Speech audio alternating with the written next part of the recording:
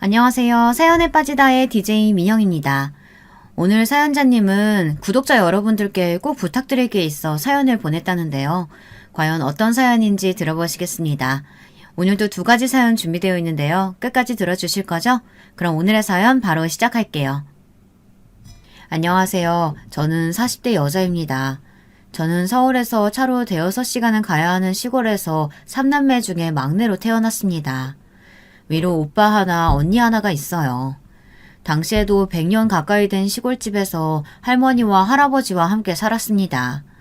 부모님은 평생 할머니, 할아버지와 함께 그 동네에서 농사만 지으신 분들이에요. 그러다 보니 언니와 오빠 둘 다 본인들도 당연히 시골에서 농사를 지으며 살아야 하는 줄 알았어요. 하지만 저는 달랐습니다. 저는 하루라도 빨리 어른이 돼서 이 집을 떠나 도시로 나가고 싶었거든요. 하지만 식구 중 누구도 도시에 나가본 사람이 없으니 저에게 도시로 나갈 수 있는 방법을 알려줄 사람이 아무도 없었습니다. 첫째인 언니는 실업 고등학교를 졸업하자마자 동네 공업사 격리로 들어갔어요. 그래서 오빠만이라도 대학에 가길 기대했는데 장남인 오빠마저 대학을 안 가겠다고 하니 제가 대학에 가겠다고 하면 할머니나 아버지가 가만히 계실 리가 없었죠. 오빠는 장남이면서 욕심도 없어? 오빠가 대학도 들어가고 좋은 회사도 떡하니 가야 우리 집이 좀 펴지. 공부해서 힘들게 대학 들어가고 취직해도 그냥 월급쟁인데 일찍이 아빠 옆에서 농사 배워서 집안에 보탬이 되는 게 훨씬 낫지. 세상 답답한 소리 하고 있네. 오빠는 평생 아버지 어머니 옆에 같이 살 거야? 장가라도 가려면 대학도 나오고 직장이라도 있어야 여자가 생기지. 이 촌구석에서 평생 농사만 지어봐라. 형이나 오빠한테 멀쩡한 여자가 시집 오겠다. 아이고 멀쩡히 잘 사는 오빠더러 네가 뭔데 이래라 저래라야. 네 오빠가 뭐가 부족해서 장가를 못 가. 다 때 되면 결혼해서 이 집에서 다 같이 살면 되지. 그렇게 도시 나가고 출세하고 싶으면 너나 공부 열심히 해서 나가라. 제가 오빠에게 한마디만 하면 할머니는 어디선가 슈퍼맨처럼 나타나 오빠 편을 들었습니다. 할머니는 맨날 딸년이 공부해봐야 뭐하냐고 내가 고등학교 졸업하면 시집이나 가버리라고 하더니만 이제 와서 놔두러 공부해서 출세하라고? 저거 할머니한테 말하는 것 좀 봐. 아침이나 빨리 처먹고 학교 나가. 쓸데없이 우리 집 귀한 장손 건드리지 말고. 어머니 그만하세요. 어른도 이 시골이 답답한데 애는 오죽하겠어요? 이수정, 너 쓸데없는 소리 그만하고 빨리 학교 나가. 어미가 딸년 그렇게 오냐오냐 키우니까 애가 싸가지 없는 게 위아래도 모르지. 아이고 속 터져서 원. 어릴 때부터 차별을 받으며 자라다 보니 저는 자연스레 독해졌습니다. 저는 언제나 찬밥 신세인 집구석에서 살아남기 위해 큰 목소리를 내고 멋대로 굴었습니다. 저는 고등학교 때부터 돈을 벌기 위해 학교가 끝나면 버스를 타고 30분이나 나가 햄버거집에서 아르바이트를 했어요. 고등학교를 졸업하자마자 어떤 방식으로든 바로 도시로 나가려고요. 그런 저를 가족들은 돌연변이 취급했습니다. 언제나 제 편이었던 아버지마저 다 큰 여자애가 혼자 도시에 나가서 어떻게 사냐고 말도 안 되는 소리 하지 말라고 하셨어요. 하지만 저는 제 뜻대로 했습니다. 고등학교 졸업하자마자 정말로 집을 나갔어요. 그리고 곧장 시내에 가서 작은 미용실에서 미용 기술을 배웠습니다. 사실 제가 여기저기 아르바이트를 하러 다니면서 제일 배우고 싶었던 건 미용 기술이었어요. 그런데 시내 미용실 사장님마다 고등학교 졸업은 하고 와야 일을 시켜준다고 해서 학교에 다니면서 열심히 돈을 번 거예요. 저 나름대로는 집을 나갈 준비를 한 거죠. 저는 졸업식을 하자마자 편지 한 통 달랑 써놓고 집을 나갔어요. 시내의 미용실에 딸린 단칸방에 살면서 미용 기술을 배웠습니다. 당시의 친구들은 서울로 대학을 간 친구도 있었고 도시로 나가 큰 회사나 공장으로 취직한 애들도 많았어요. 그런데 저는 무조건 기술을 배우는 게 목표였습니다. 제 큰 꿈을 위해서요. 저는 미용 기술을 배워 언젠가 서울에 올라가 강남 한복판에 제 이름을 걸고 미용실을 내고 싶었어요. 저는 그 꿈만 생각하며 쉬지도 않고 일했습니다. 그런데 사람 일이라는 게 참 계획대로만 흘러가는 게 아니더군요. 어느 날 자고 일어났더니 미용실에 깡패들이 들이닥쳤어요. 멋대로 미용실 문을 따고 들어와 여기저기 깨부수며 난리를 치더군요. 그러더니 저희 가게 사장님을 찾았어요. 알고 보니 사장님이 사채를 쓰고 어디론가 도망을 가버린 거죠. 제 월급도 2달치나 밀린 상태였고요. 거기다가 남자친구 수술비가 급하다고 저에게 500만 원이나 빌려갔는데 그것도 다 거짓말이었어요. 저는 그제야 세상을 처음 알았습니다. 제가 그 미용실에서만 3년을 넘게 일했어요. 사장님과 언니 동생하며 정말 가족처럼 지냈습니다. 매일 밤 술에 취해 미용실 사정이 안 좋다, 남자친구가 아프다 하며 펑펑 우는 모습을 보고 저는 철석같이 믿었어요. 함께 열심히 해서 서울에 올라가 미용실을 내자고 약속까지 했는데 저를 버리고 날라버린 거죠. 졸지에 집도 직장도 잃게 된 저는 3년 만에 집에 돌아왔습니다. 마음 같아서는 절대 집에는 돌아가고 싶지 않았지만 정말 한 푼도 없는 신세라 어쩔 수가 없었어요. 오랜만에 돌아간 집은 많이 달라져 있었습니다. 제가 연락을 끊고 나가 있는 동안 할아버지는 돌아가셨고 할머니는 많이 쇠약해져 있으시더군요. 언니는 결혼해서 분가해서 나갔고 오빠는 여전히 부모님과 농사일을 하고 있었어요. 부모님은 별 말씀 없이 저를 받아주셨어요. 할머니는 여전히 저를 보자마자 욕을 퍼부었지만 예전처럼 기분 나쁘지 않았습니다. 할머니 눈동자에 눈물이 가득 고여 있었거든요. 저는 지난 3년 동안의 기억은 다 잊고 다시 잘 살아보자 싶었습니다. 돈을 날렸지만 그만큼 값비싼 인생 경험했다 치기로 했죠. 할머니는 지금 당장 좋은 짝을 찾아 결혼하라고 성하였지만 저는 결혼 생각이 없었어요. 오빠는 같이 농사를 짓자고 꼬셨지만 소용없었습니다. 저는 어떻게든 다시 제 꿈을 이룰 방법을 생각하고 있었습니다. 저는 동네 친구를 따라 지역 내 화장품 회사에서 방문 판매하는 일을 했어요. 워낙 시골 동네다 보니 동네에 화장품은커녕 스킨로션도 살 데가 없거든요. 저는 화장품을 팔러 여기저기 다녔습니다. 제가 예전에 알고 지내던 시내의 가게 사장님들이나 아르바이트를 했던 가게들도 다녔어요. 그러다 보니 들리는 말이 많았습니다. 저에게 사기치고 도망간 미용실 사장이 서울에 있다는 소리를 들었어요. 심지어 서울에서 미용실을 차렸대요. 행여나 깡패놈들이 소문 듣고 서울까지 찾아갈까봐 다들 쉬쉬했지만 서울 동대문에서 봤다는 소문이 있다고 하더라고요. 그 이야기를 듣고 집에 들어왔는데 도무지 아무것도 할 수가 없었습니다. 억울해서 밥도 안 먹히고 일도 손에 잡히질 않았어요. 생각해보니 사장년 언니가 동대문 제기동에서 옥장사를 했다고 했던 기억이 났어요. 그 언니라는 사람이 한번 미용실에 놀러 왔었는데 그때 옷가게의 명함을 받았던 기억이 났습니다. 저는 서랍 여기저기를 뒤져 그때 받았던 명함을 찾아냈어요. 저는 도저히 안 되겠다 싶어 큰 마음을 먹고 다시 집을 나가기로 했습니다. 이대로는 억울해서 발 뻗고 잘 수가 없었어요. 가족들 얼굴을 볼 자신이 없어서 모두가 다 잠든 새벽에 짐을 싸서 나왔습니다. 그런데 그만 할머니께 들키고 말았어요. 사실 제가 가진 돈이 하나도 없어 할머니가 돈을 넣어놓고 매일 꺼내 쓰시는 금고에 손을 댔거든요. 당장 서울에 가서 지낼 곳이라도 구해야 하는데 정말 가진 돈이 하나도 없으니 여관방이라도 구하려고 조용히 30만 원 정도만 챙겨가려고 했죠. 그런데 막상 금고를 여니 욕심이 생기더군요. 저는 10,000원짜리 묶음을 2개나 챙겨 가방에 쑥 집어넣었어요. 너 이수정, 인연이 지금 뭐 하는 거야? 감히 내 돈에 손을 대? 가방에 돈을 넣고 방을 나서려던 순간 잠에서 깬 할머니가 저를 잡으려고 달려들었어요. 할머니, 이 돈 제가 빌려가는 거예요. 제가 서울에 가서 사기꾼년 잡으면 금방 갚아드릴게요. 죄송해요. 진심이었습니다. 정말 서울에 올라가서 사기꾼년을 잡는 대로 할머니 돈부터 갚아드릴 생각이었어요. 하지만 제 말에도 할머니는 욕을 퍼부으며 제 뒤를 따라왔습니다. 저는 노쇠한 몸으로 저를 따라오는 할머니에게 죄송하다고 그만 들어가시라고 소리쳤지만 소용없었습니다. 할머니는 결국 집 앞 골목이 다 끝날 때까지 쫓아오시다가 넘어지셨어요. 저는 넘어진 할머니를 보고도 앞만 보고 달렸습니다. 이제 와서 다시 돌아갈 수는 없었어요. 애매하게 지금 돌아가 봐야 욕만 먹고 등이나 몇 대 두드려 맞고 끝날 게 뻔해요. 하지만 저는 어떻게든 서울에 올라가 그 사기꾼 년을 잡아야 했습니다. 저는 혹시나 가족들이 따라올까봐 무서워서 해가 뜰 때까지 걸어서 택시를 잡아타고 기차역으로 갔어요. 그러고는 곧장 서울에 올라가 그 사기꾼년 언니 옷가게가 있는 동네에 갔습니다. 그런데 명함에 적힌 옷가게 바로 그 옆에 정말 미용실이 있었어요.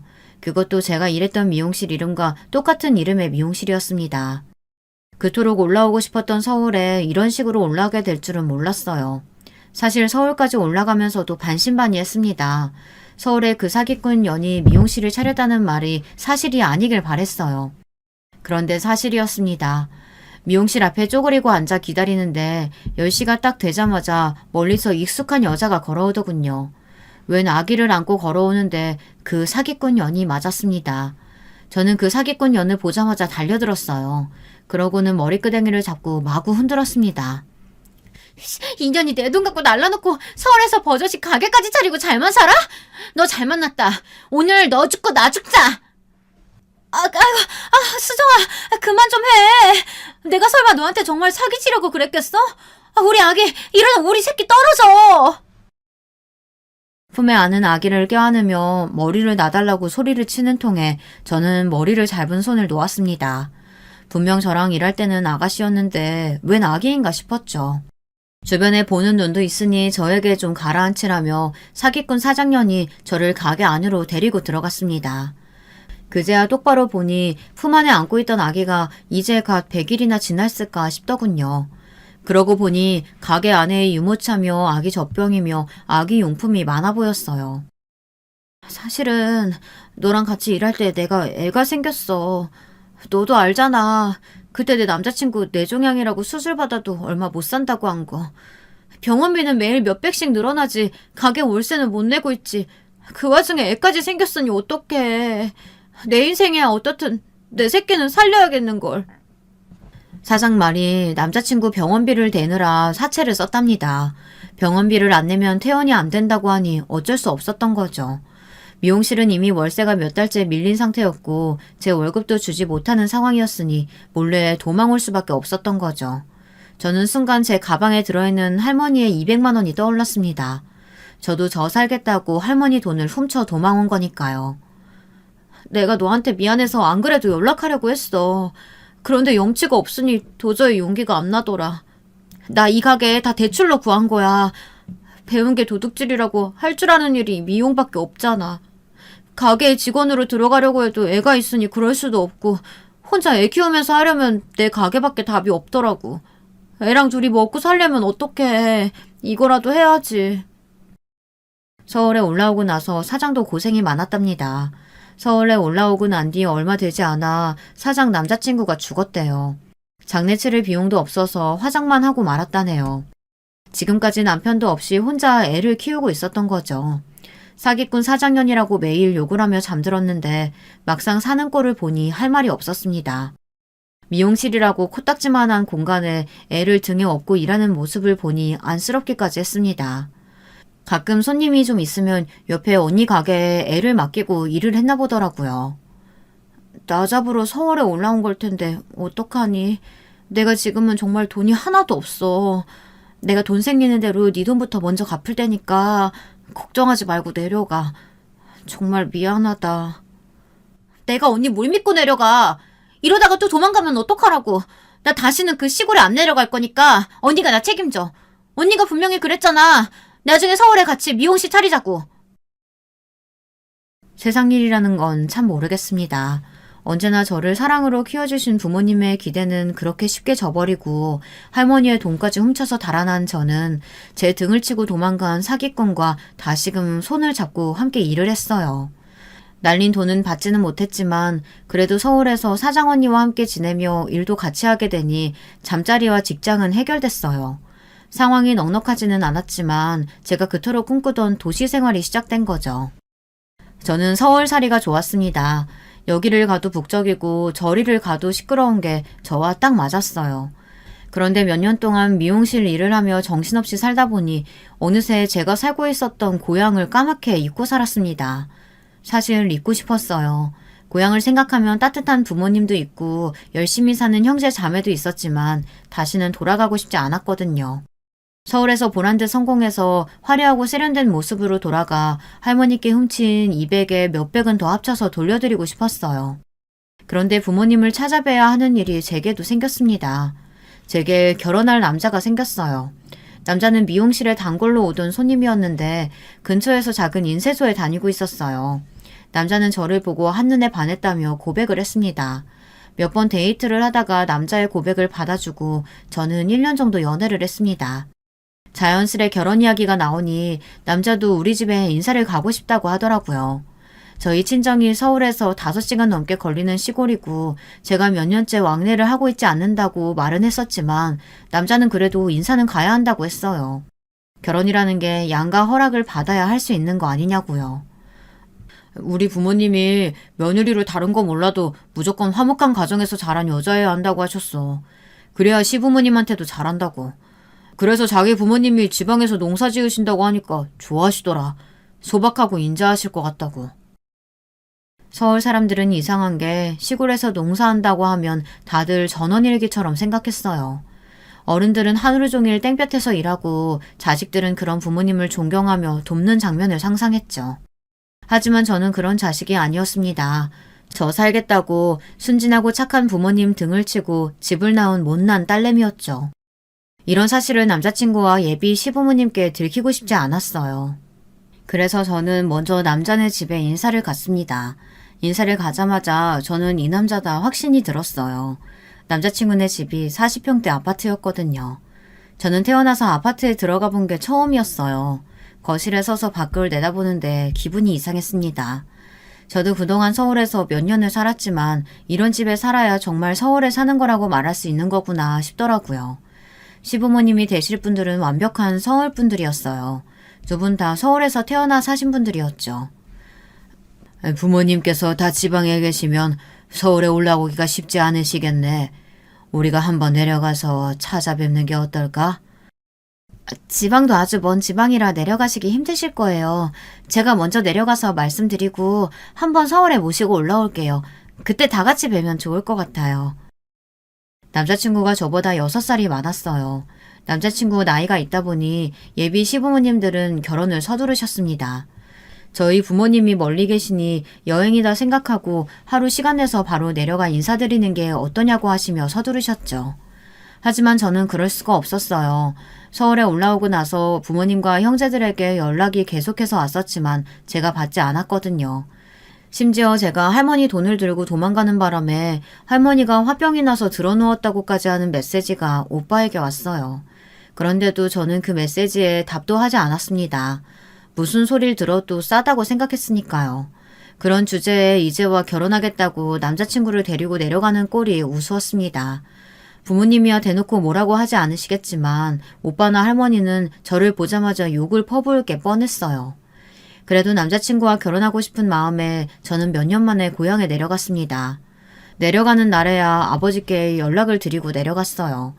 내려가기 며칠 전부터 연락해야지 했었는데 도무지 뭐라고 말해야 좋을지 모르겠더라고요. 그래도 제가 결혼할 사람이 생겨서 내려간다고 하니 아버지는 좋아해 주셨습니다. 그런데 역시나 상황이 많이 달라져 있더군요. 할머니는 뼈암으로 투병 중이시라 병원에 입원해 계셨고 부모님도 몇 년 사이에 확 늙어 계셨어요. 그래도 부모님은 저와 남자친구를 보고 반가워하셨습니다. 우리 막내가 서울살이라서 그런가 인물이 더 훤해졌네. 그래도 잘 지내는 것 같아 다행이다. 먼 길 오느라 힘들었을 텐데 밥부터 먹자. 저는 며칠 동안 걱정한 게 무색할 정도로 오랜만에 부모님을 뵈니 너무 좋았어요.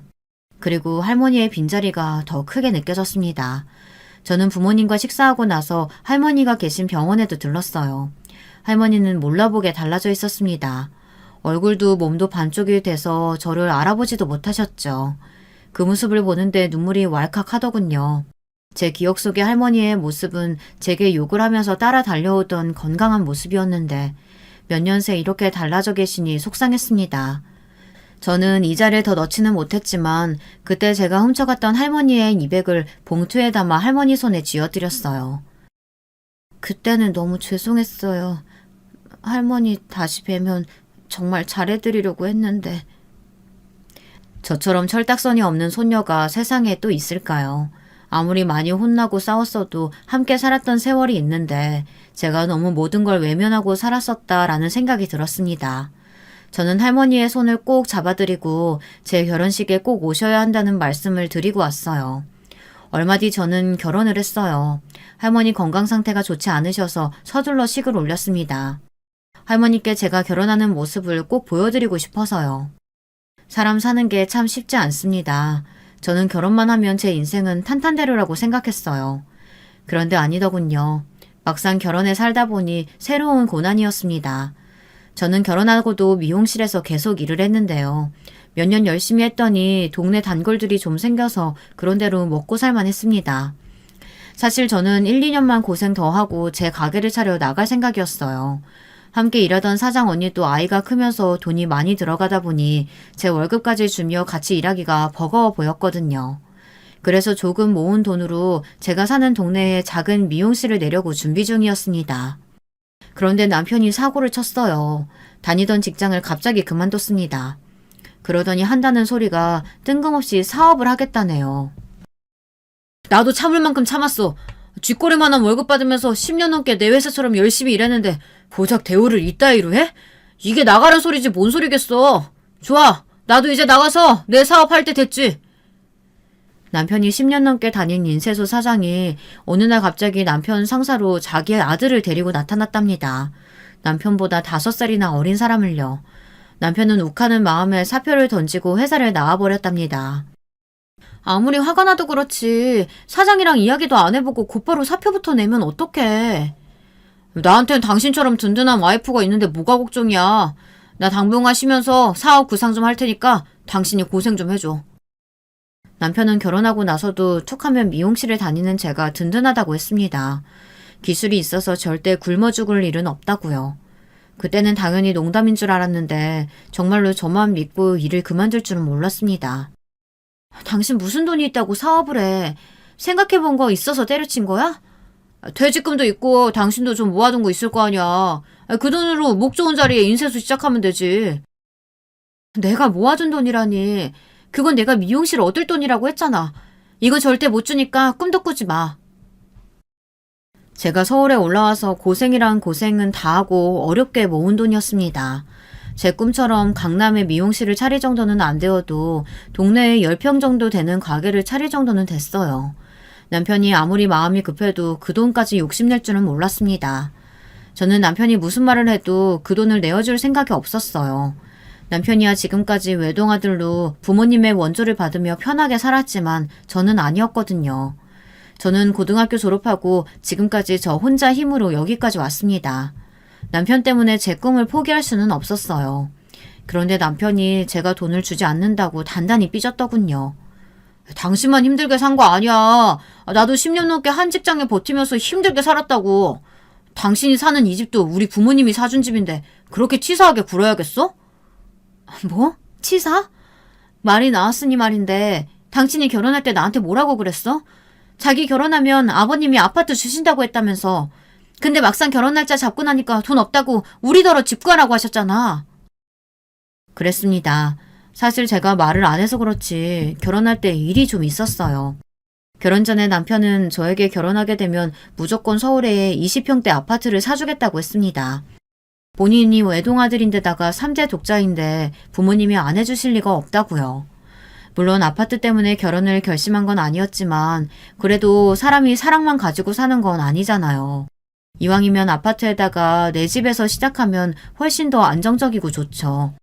그런데 막상 결혼 날짜가 다가오니 시부모님께서 집안에 급한 일이 생겼다며 당장 집을 구해줄 돈이 없다고 하셨어요. 또 그 이야기! 그때는 아버지가 집안에 중요한 일이 생겨서 어쩔 수 없다고 그랬잖아. 그래서 내가 없는 돈 끌어다가 이 집 마련한 거 아니야. 이 집이 아파트야? 빌라도 고작 투룸의 전세잖아. 이까짓 거 해와가지고 이제 와서 생색내니까 하는 소리지. 저도 옛날 일 가지고 자꾸만 싫은 소리 하고 싶지 않았어요. 하지만 남편이 전셋집 구한 걸 가지고 생색내면 그렇게 듣기가 싫더라고요. 회사에서도 개무시당하고 와서 열받아 죽겠는데 마누라까지 사람을 무시해? 좋아. 당신 돈 필요 없으니까 그 잘난 미용실 차리세요. 어디 한번 얼마나 돈 많이 벌어오나 보자. 남편은 자기 할 말만 해놓고는 화를 내며 문을 쾅 소리가 나게 닫고 나가버렸습니다. 저는 서울 남자와 결혼만 하면 잘 살 줄 알았어요. 그런데 말이 좋아 서울 남자지 저희 아버지나 오빠와 다를 게 없었습니다. 남편도 항상 본인만 생각하고 제가 하는 희생을 당연하게 여겼죠. 시부모님도 마찬가지였어요. 결혼 전에나 우리 며느리라고 예뻐했지 막상 결혼하고 보니 매일 아들 하시면서 자기 아들만 귀하지 저는 찬밥이었어요. 결혼하고 나서 얼마 안 됐을 때 일이에요. 제가 원래 밀가루 음식이 몸에 잘 안 받아요. 국수 같은 면 요리를 먹으면 잘 체하는 편입니다. 어느 날 시댁에서 어머님이 콩국수를 해주셔서 먹었는데 그날도 제가 좀 체한 거예요. 자꾸 속이 더부룩하고 메스꺼려서 화장실에 들락날락 거렸어요. 그러자 시어머니가 대뜸 저더러 설마 애 생긴 거 아니냐고 하시더군요. 저는 시부모님께서 벌써 손주를 원하시나 싶어서 바로 아니라고 그냥 좀 체한 거라고 말씀드렸습니다. 그런데 시어머님이 하시는 말씀이 기가 막히더군요. 손주를 원하신 게 아니었어요. 오히려 그 반대였습니다. 그래, 결혼한 지 얼마 되지도 않았는데 둘이 열심히 일해서 좋은 집 살 생각을 해야지. 너 괜히 일하기 싫다고 덥석 애부터 가지면 안 된다. 그러면 우리 아들이 너무 고생해. 결혼한 지 얼마 되지 않았으니 괜한 노파심에 하시는 이야기라는 걸 저도 아는데도 은근 기분이 상했습니다. 다른 시부모님들은 며느리가 생기면 하루라도 빨리 손주를 보고 싶다고 성화라는데 저희 시댁은 달랐죠. 하나뿐인 아들이 혹시나 처자식 때문에 고생하는 거 아닌가 미리부터 걱정하셨어요. 그래, 요즘은 세상이 바뀌어서 남자만 벌어서는 생활이 안 돼. 좋은 기술 썩어봐야 뭐하냐? 벌 수 있을 때 바짝 벌어야지.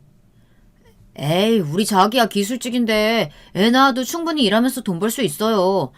그리고 내 나이도 있는데 아이 생기면 감사합니다 하고 우리 엄마가 키워주면 되지. 시부모님 말씀에 제 표정이 좀 안 좋아 보였는지 남편이 애써 웃으며 농담으로 받아쳤습니다. 그런데 그때 시어머니께서 표정이 싹 변하시더니 정색을 하시더군요. 어머 아들, 그게 무슨 소리야? 엄마가 겉으로 보기엔 멀쩡해 보여도 벌써 70대 중반이야. 내 나이에 애를 어떻게 키우니? 그리고 엄마가 살아보니까 애는 무조건 엄마가 키워야 돼. 그래야 애도 건강하고 똑똑하더라. 저 아직 아이 낳을 생각 없으니까 괜한 걱정들 하지 마세요. 애 낳을 사람은 생각도 없는데 제 의견은 묻지도 않고 자기들끼리 떠드는 모습에 어쩐지 심기가 뒤틀렸습니다. 그래서 저는 아직 애 낳을 생각은 조금도 없다고 못을 박았어요. 물론 시부모님 말씀이 다 틀린 말은 아니에요. 저희 상황에 지금 당장 애까지 생기면 안 되죠. 아직 집도 없고 남편 월급이랑 제 월급 합쳐도 영 시원찮으니까요. 더군다나 저도 지난 몇 년 동안 바로 옆에서 혼자 애 키우는 사장 언니를 봐왔기 때문에 애 키우면서 일을 한다는 게 얼마나 힘든 일인지 누구보다 잘 알고 있습니다. 하지만 아무리 그래도 그렇지 대놓고 저더러 집에서 애 키울 생각하지 말고 열심히 돈이나 벌어오라고 하시니 기분이 상하긴 했습니다. 더군다나 애도 맡길 생각하지 말라고 하시면서요. 저는 그제야 결혼의 현실에 맞닥뜨렸습니다. 결혼이라는 게 그렇더군요. 내 일은 항상 내가 알아서 하는 거고 당연히 시부모님 남편 일까지 제가 하는 게 당연했습니다. 그래놓고 고마운 줄도 몰라요. 언제나 며느리가 하는 건 당연했죠. 서울에 살면 제 인생이 180도 달라질 줄 알았는데 그렇지 않았습니다. 현실은 똑같았어요. 남편은 회사를 그만두고 자기 인쇄소를 차리겠다고 여기저기 대출을 알아보러 다녔어요. 저는 신경 쓰지 않았습니다. 본인이 알아서 하겠다고 회사를 그만두고 나왔으니 알아서 하게 뒀어요. 반면 저는 저의 첫 번째 미용실을 차렸습니다. 저는 너무 뿌듯해서 아직 인테리어 공사가 다 끝나지도 않았는데도 미용실에서 며칠은 잘 수 있을 것 같았어요. 그 정도로 기뻤습니다. 서울 하늘 아래 제 이름으로 된 미용실이라니 정말 꿈만 같았습니다. 미용실 오픈식 날이 되었어요. 시부모님과 친정부모님, 오빠, 언니까지 다들 서울에 올라왔어요. 남편은 미용실 안에서 식구들이 먹을 음식을 준비하고 있었고 저는 동네 사람들에게 돌릴 떡을 준비하고 있었죠.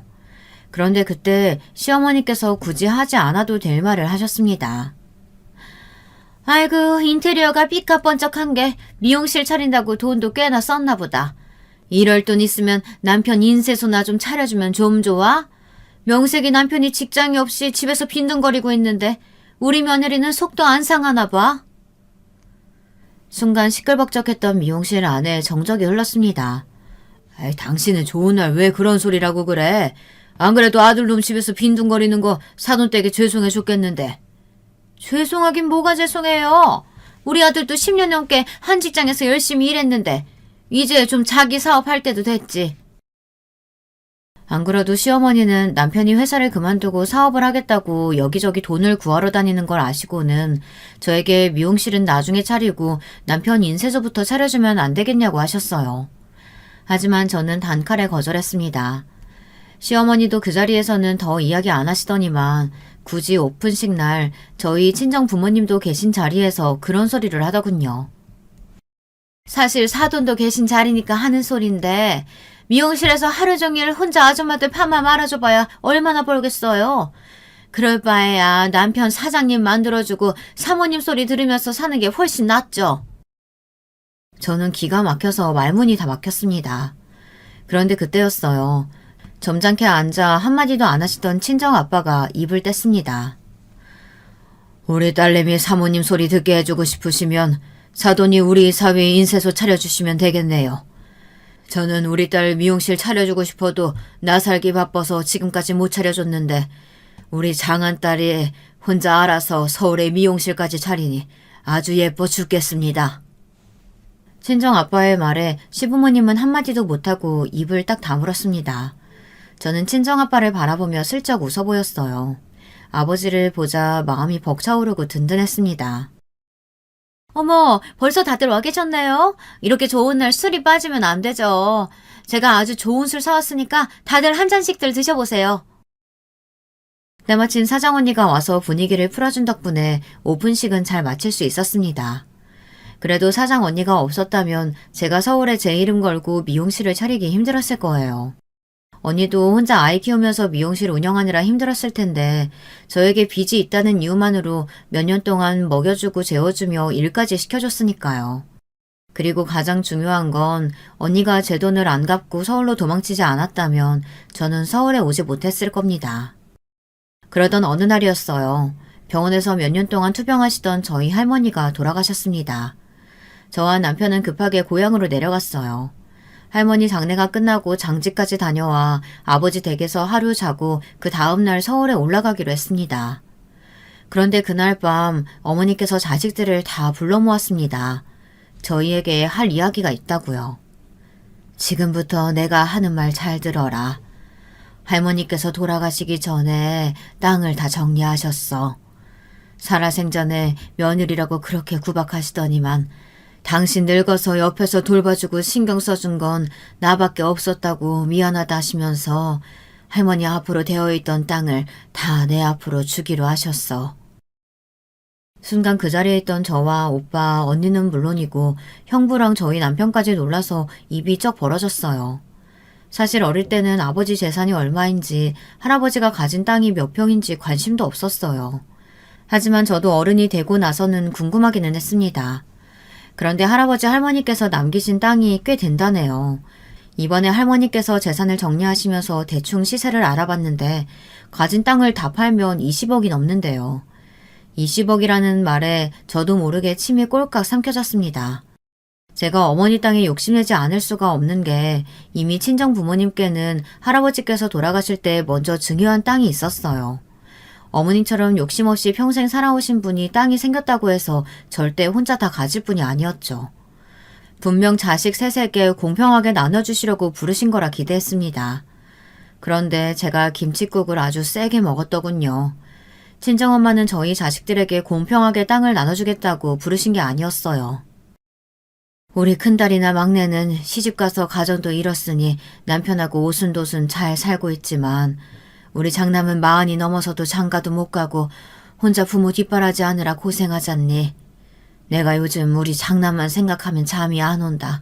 잠이 안 와. 듣다 보니 뭔가 이상했습니다. 할머니께 증여받은 땅 이야기를 하다가 뜬금없이 오빠 이야기를 꺼내는 게 왠지 기분이 쎄했습니다. 엄마, 지금 오빠한테 땅 주려고 밑밥 가는 거야? 오빠가 장가 못 간 거야. 오빠가 못나서 그런 건데 그게 불쌍하다고 땅을 다 주는 게 어딨어. 수정아, 엄마 얘기 아직 안 끝났어. 오빠한테 땅을 다 주겠다는 게 아니야. 엄마 아빠 늙어서 병나기 전에 우리 장남 장가라도 보내야 할 거 아니야. 그래서 외국에서 신부를 좀 데리고 와야 하는데 요즘은 그것도 법적으로 쉽지가 않다네. 남편한테 재산이라도 좀 있어야 데려올 수 있나 봐. 그래서 일부만 먼저 오빠한테 증여해주고 외국에서 신부라도 데려오겠다는 거야. 저는 상중이라 웃으면 안 되는데 어머니 이야기에 자꾸만 웃음이 튀어나왔습니다. 제가 사는 게 바빠서 잠시 잊고 있었어요. 저희 친정은 언제나 우리 아들 장남 위주로 돌아간다는 걸요. 제가 일해서 집을 나간 거였는데 그걸 깜빡했더군요. 너희 엄마 말은 무조건 아들한테 다 주겠다는 게 아니라 우선 먼저 일부만 아들에게 증여해주고 나중에 우리가 더 늙어서 죽을 때 되면 그때 똑같이 나눠주겠다는 얘기야. 무슨 말인지 알지? 친정부모님 말씀에 착한 언니는 괜찮다고 어머니 아버지 편하신 대로 하라고 했습니다. 하지만 저는 아니었어요. 지금 당장 살기 힘든 거야 저나 오빠나 다 똑같은데 왜 오빠만 재산을 먼저 주겠다는 건지 이해가 되질 않았죠. 저번에 나 미용실 오픈식 때 아버지가 와서 뭐라고 그랬어. 나 미용실 차려주고 싶었다며. 그럼 지금이라도 땅 팔아서 나 강남에 미용실 차려주면 되잖아. 장가 가는 게 뭐라고 오빠만 먼저 증여해주는 건데. 여보 그만해. 부모님 속상하시게 왜 그런 소리라고 그래. 남편이 말리지 않았다면 저는 그 자리에서 더 한 소리도 했을 거예요. 뒤늦게 정신을 차리고 보니 제 찰떡선이 없는 소리에 친정 부모님께서 저에게 잔뜩 실망한 표정으로 시무룩해져 있었어요. 저는 친정 부모님께 서운했지만 여기서 더 해봐야 저에게 좋을 게 없을 것 같아 그쯤 하고 서울로 올라왔습니다. 그래도 비빌 언덕이 아예 없는 것보다야 나중에라도 물려받을 땅이 조금이라도 있다는 게 저에게는 위안이 됐습니다. 얼마 뒤 저희 부부에게 좋은 소식이 있었어요. 시부모님께서 남편이 직장도 없이 놀면서 미용실에 나와 제 일을 돕는 게 마음이 쓰이셨는지 집을 팔아 남편 사업자금을 주기로 하셨습니다. 사실 남편이 얼마 전부터 시부모님을 설득하긴 했어요. 노인 양만 두 분이 사시는데 40평대 아파트는 너무 넓지 않아요? 우리 집 근처에 작은 아파트도 시설 좋고 깨끗한 데 많아요. 그쪽으로 옮기시고 남은 돈은 아들한테 투자하시는 거 어때요? 네 말이 무슨 소린지는 아는데 사업보다는 직장 생활하는 게 훨씬 더 마음 편하지 않겠어? 당신은 하나밖에 없는 아들이 사업 좀 해보겠다는데 밀어주지는 못할 망정 왜 초를 쳐요? 남편도 웃긴 게 저한테는 친정부모님 앞에서 재산 가지고 왈가왈부하지 말라고 하더니만 본인은 시부모님 집을 팔아 사업을 할 생각을 하고 있었습니다. 시아버지는 썩 내켜하시지 않았지만 시어머니에게는 귀한 외동아들의 입김이 통했는지 시아버지를 설득해서 정말로 집을 파셨어요.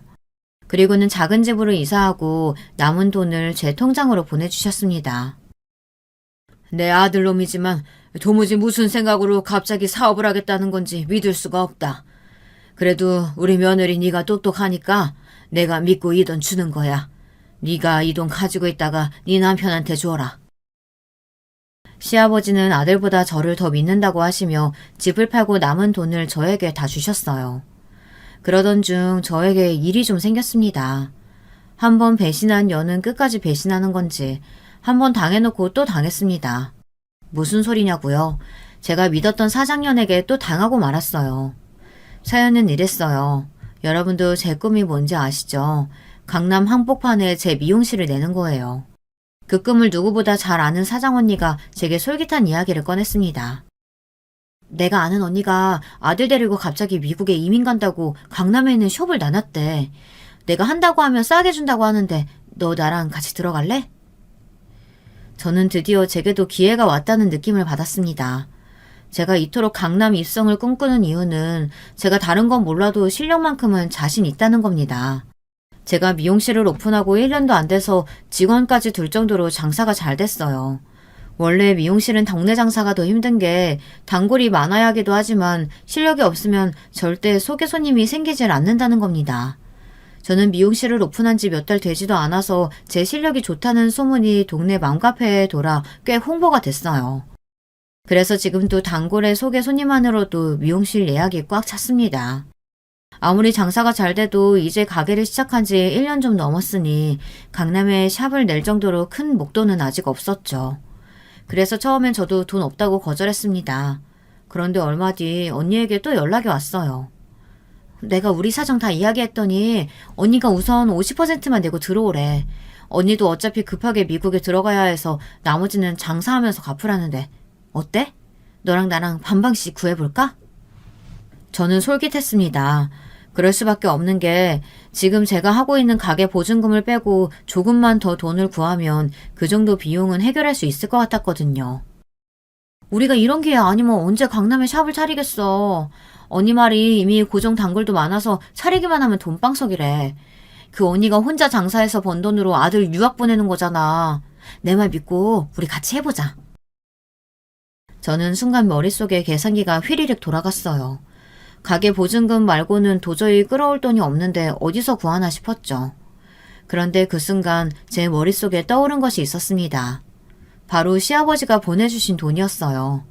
그 돈이면 사장 언니랑 같이 강남 샵을 인수하고도 남았죠. 수정아, 우리 고민할 시간이 없어. 이미 우리 말고도 다른 쪽에서 지금이라도 당장 계약금 넣겠다고 하는 사람이 있대. 알았어, 언니. 우리 이거 하자, 해. 저는 순간 뭐에 홀린 것 같았어요. 그럴 수밖에 없는 게 어릴 적부터 꿨던 제 꿈이 바로 코앞에 있는데 도저히 포기할 수 없었죠. 그럼 네가 먼저 계약금 좀 보내줄래? 내가 우리 아들 어제부터 열이 나서 하루 종일 꼼짝도 못하고 있거든. 저는 혹시나 그 가게를 다른 사람에게 뺏기기라도 할까봐 무서워서 당장 제 통장에 있던 시아버지의 돈에서 먼저 계약금을 보냈습니다. 그리고 다음날 곧바로 부동산에 가서 제 가게를 내놨어요. 워낙 목이 좋은 자리다 보니 다행히도 보증금을 내기 전에 가게가 금방 나갔습니다. 저는 앞으로 저에게 벌어질 일도 모른 채 강남 샵 원장이 될 생각만 하며 꿈에 부풀어 저절로 콧노래가 나왔습니다. 물론 시아버지가 준 돈 일부를 제가 쓰고 아직 남편에게 말하지 않았다는 게 미안하긴 했지만 금방 해결할 수 있는 문제라고 생각했어요. 강남에 샵을 오픈하면 그 정도 돈이야 금방 해결할 수 있으니까요. 그런데 생각지도 못한 일이 벌어지고 말았습니다. 제 미용실을 뺀 보증금을 사장 언니에게 보내고 난 뒤부터 언니와 연락이 안 되기 시작했어요. 저는 점점 마음이 불안해졌지만 애써 아닐 거라고 바빠서 연락이 안 되는 걸 거라고 마음을 다잡았습니다. 그러고는 곧장 사장 언니네 집으로 향했어요. 그런데 그 이후로 사장 언니는 만날 수가 없었습니다. 마음이 다급해진 저는 사장 언니랑 갔었던 강남 샵으로 달려갔습니다. 그런데 저에게 샵을 구경시켜줬던 여자는 이미 사라지고 없었어요.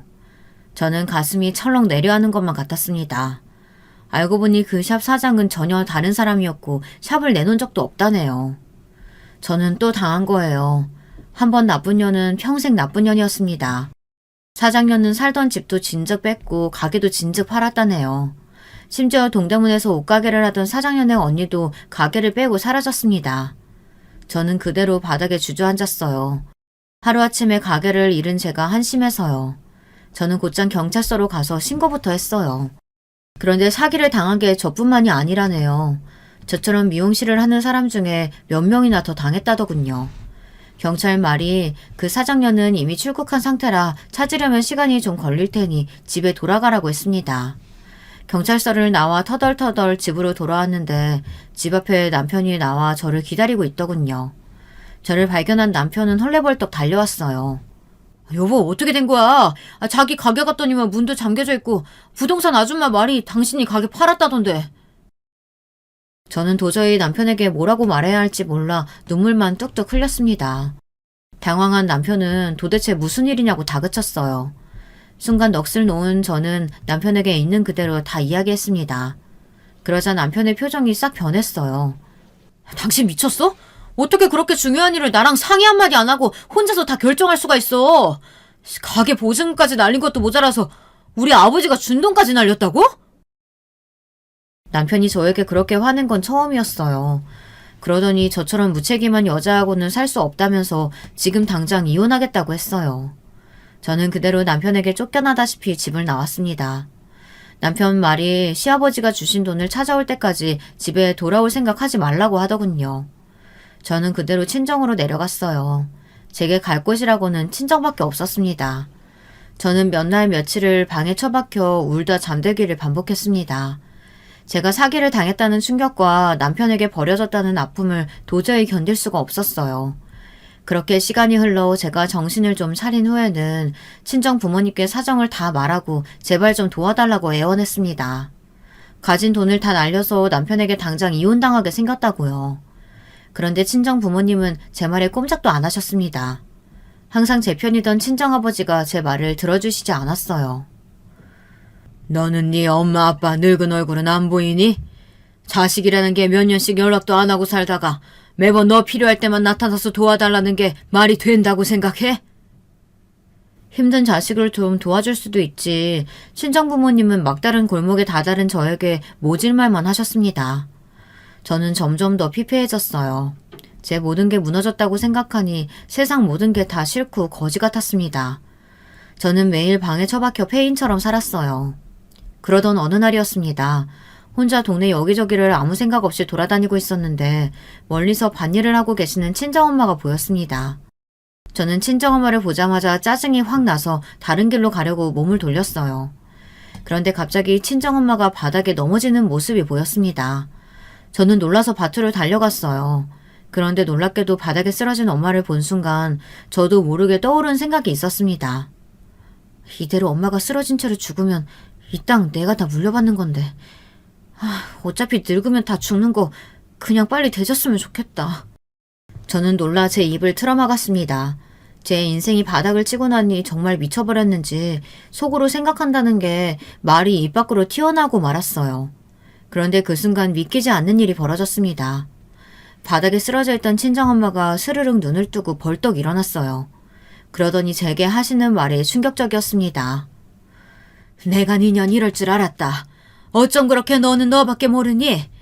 내가 저승길까지 가다가도 니년 때문에 못 죽겠다.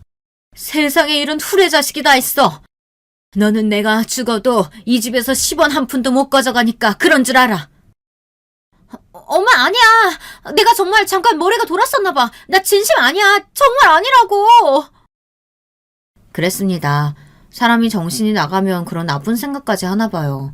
순간 엄마가 죽으면 이 땅을 팔아 다시 시작할 수 있겠지라는 생각을 했습니다. 하지만 그게 진심은 아니었어요. 그런데 저는 그날 그 일을 뼈저리게 후회하게 됐습니다. 재산을 못 받아서가 아니에요. 저는 엄마 말대로 후레자식이 맞았습니다. 저희 친정엄마는 저에게 제대로 복수를 하셨어요. 알고 보니 친정엄마는 제가 고향에 내려가기 바로 얼마 전에 간암 말기 판정을 받으셨대요. 의사 말이 3개월 살면 오래 사는 거라고 하셨다네요. 그래서 집안은 이미 초상집 분위기였습니다. 평생 시부모님 모시고 자식들 뒷바라지하며 농사일만 하시느라 건강검진도 한번 제대로 못 받으셔서 몰랐던 거죠. 그래서 아버지가 제게 그런 원망설인 말씀을 하신 거였습니다. 어머니는 돌아가셨습니다. 저는 고향집 작은 방에서 매일 울고만 있어요. 남편에게도 계속해서 이혼 합의서가 날라오고 있지만 저는 아무것도 못하고 있습니다. 어머니가 돌아가신 지 벌써 반년이 다 됐지만 저는 아직도 어머니를 보러 가지 못하고 있어요. 도저히 염치가 없어 어머니를 마주할 수가 없었습니다. 제 인생은 온통 실수투성이에요. 멍청한 판단력과 잘못된 선택으로 한순간에 모든 걸 다 잃었습니다. 저는 죽을 때까지 후회하는 인생만 살다 죽게 될 거예요. 제가 사연을 보내게 된 이유는 바로 이런 멍청한 저를 여러분께서 마음껏 꾸짖어달라고 사연을 보냈습니다. 이제는 제 잘못을 뼈저리게 뉘우치고 일어나서 엄마를 만나 제대로 사과드리고 남편과도 제대로 정리하고 싶습니다. 댓글로 저를 많이 혼내주세요.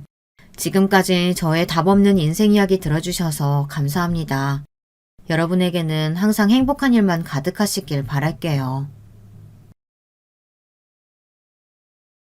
여러분, 두 번째 사연 시작하기 전에 좋아요, 구독 꼭 눌러주실 거죠? 그럼 두 번째 사연 바로 시작합니다. 안녕하세요. 저는 정말 극심한 스트레스로 인해서 할 수 있는 것은 다 해본 사람이에요. 이제 30대 초반이 된 사람인데 진짜 애 키우면서 왜 이렇게 살고 있나 싶을 정도로 너무 힘듭니다. 제 얘기 좀 같이 들어주셨으면 좋겠어요. 누군가 들어준다는 것만으로도 힘이 나고 눈물이 날 것 같은 요즘이거든요. 사실상 궁극적인 모든 이유는 저의 결혼이고 더 세세하게 짚어보자면 모든 원인은 시어머니에게 있어요. 진짜 누굴 붙잡고 하소연해야 할지 우리 친정엄마한테는 어디부터 어디까지 얘기해야 좋을지 모르겠네요. 전 정말 어머니랑 잘 지내보고 싶어서 많은 노력을 했던 사람이에요. 그런데 모든 게 너무너무 부질없네요. 어머니는 되게 소심하고 성격이 괴팍하고 그러면서도 공주병까지 있는 분이에요. 모든 사건의 발단은 제가 애를 낳고 난 뒤 어머니가 우리 집에 들어와서 산후조리를 하시면서가 아닐까 싶어요. 물론 이때 저희 엄마가 아주 극성으로 말렸어요. 이거사 미쳤어? 아니 돈이 없냐 뭐가 없냐. 아니 왜 할 일 없이 시어머니한테 그딴 조치를 받으려고 해. 엄마 나이대 사람들이야 어쩔 수 없이 한 집 애들 살고 하니까 받았다지만 네 세대 여자애가 뭐하러 그런 고생을 사서 하냐고. 안 해도 될 짓을 왜 해. 엄마 말을 듣고 약간 겁이 나면서도 사실 이때 모든 결정권이 저에게 없었어요. 하지만 이런 얘기를 굳이 다 하기에는 엄마가 화낼까봐 적당히 걸러서 말을 했었어요. 근데 어머니가 그러시더라고. 애기 태어나면 엄마가 그렇게 잠자기 힘들다나? 와서 애 재워주신다고 하고 어머니는 거실에서 생활하시겠대. 긴 것도 아니고 한 2주 정도니까 괜찮지 않을까 싶어. 그리고 나도 애기 낳아서 어떻게 해야 될지 하나도 모르고 겁난단 말이야. 병원에서 조금 가르쳐준다고 하고 유튜브로 영상도 봤지만 아직 좀 무서워. 어머니는 아들만 셋 키우신 분이니까 좀 배울 수 있을 것 같아. 이 말에는 일말의 불안함도 약간 섞여 있었고 그리고 한편으론 정말 말 그대로 안심하는 부분도 없지 않았어요. 그런데 막상 겪어보니까 제가 예상했던 편안한 부분들은 정말 깡그리 다 없어지고 걱정했던 부분들만 엄청 극대화되어 현실로 나타나 버린 거예요. 어머니는 아기 낳기 전에는 아주 저를 걱정하다 못해 안쓰러워 죽겠다는 투로 말씀을 하셨거든요. 아이고, 아기 낳으면 아기 엄마가 잠을 못 자. 얼마나 힘든데. 그러니까 누가 봐줘야지. 근데 요즘 뉴스들 좀 봐라. 산후조리원에서는 애들 바뀌는 사고도 있었다고 하지. 그리고 도우미랍시고 와서는 애한테 이상한 거 먹이고 나몰라라 하지. 그런 걸 어떻게 믿어? 뭐니 해도 가족들이 봐주는 거야. 그리고 새애기는 사돈이 와서 못 봐주시잖아. 시장일 하시니까 바쁘시지? 어머니 말 맞다나 우리 엄마는 큰 전통시장에서 과일 가게를 하고 계셔요. 매일같이 물건 대고 관리하고 아줌마들이랑 시시비비 걸리다 보니까 보통 고생하시는 게 아니거든요.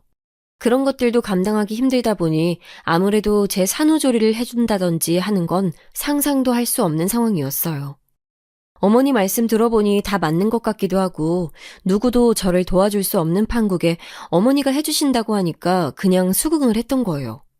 남편도 거듭 말하면서 자기 엄마 같은 사람 없다고 하고 말이죠. 물론 이 부분은 마음에 안 들었어요. 우리 엄마는 허리도 안 좋고 나이도 70대인데 저렇게 산후조리를 해준대. 우리 엄마 고생하는 거 절대 잊으면 안 돼. 돈이라도 얼마 드리자. 친구한테 물어보니까 걔네 집은 도우미분 집에 불렀을 때 몇백이나 드렸대. 우리도 못해도 어느 정도는 드려야 할 것 같아.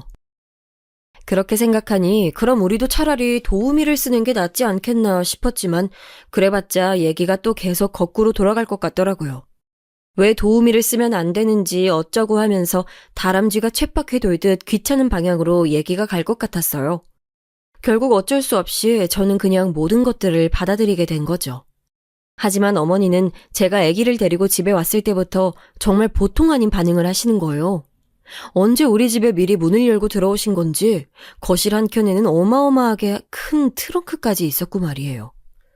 왔구나. 아이고, 애기 왔어. 아유, 조그매라. 어쩜 이렇게 작냐, 작어. 내가 오기 전에 집도 소독도 다 하고 할 거 다 해놨어.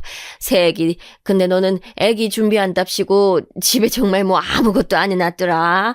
어쩜 그렇게 방에 아무것도 없이 그냥 다 허옇게 비워놨어. 아주 내가 그거 채우느라고 혼났어. 이 말을 듣고 불안감이 훅훅 밀려 들어오더라고요. 뭘 어떻게 채우셨다는 건지, 그리고 왜 연락도 없이 집에 미리 들어와 계셨던 건지 머릿속에 아주 하얘지는 느낌이 들었어요.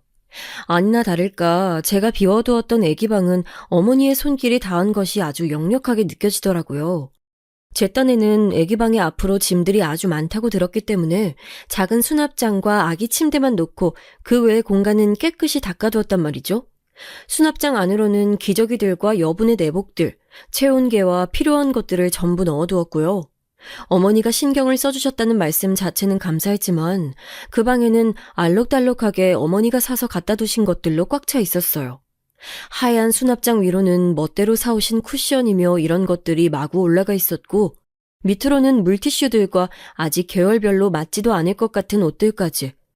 이런 것들은 또 누가 갖다 주셨다고 하는데 그럼 대체 언제부터 이 집에 미리 와 계셨다는 걸까요? 어머니, 이게 다 뭐예요? 제가 방 정리해둔 건데 우리 태영이 방으로 제가 물건 다 계획해두고 공간을 비워둔 거예요. 아이고, 아무래도 내가 너 아무것도 준비 안 했을 것 같아서 어제부터 미리 와 있었어. 니네 시모님이 장난감이랑 옷들 다 저렇게 주고 간 거야. 지금은 좀 커 보일지 몰라도 저거 시간 지나면 다 입어. 그러니까 잘 챙겨두고 그대로 입히면 돼. 아참, 감사하다고 전화 꼭 드리고. 일부러 저거 주겠다고 어제 와서 다녀갔단 말이야. 네가 센스 있게 용돈이라도 좀 챙겨드려. 내가 지금 니네 시이모 전화번호 보내줄게. 기다려봐. 와, 이건 무슨 초대하지 않은 손님도 아니고 제가 원하지도 않은 걸 갖다가 어머니가 마음대로 다 우겨넣으시고 뭘 하시는 걸까요? 그냥 무작정 멋대로 다 갖다 쑤셔 넣으시고서는 그걸 감사의 표시를 하라니요.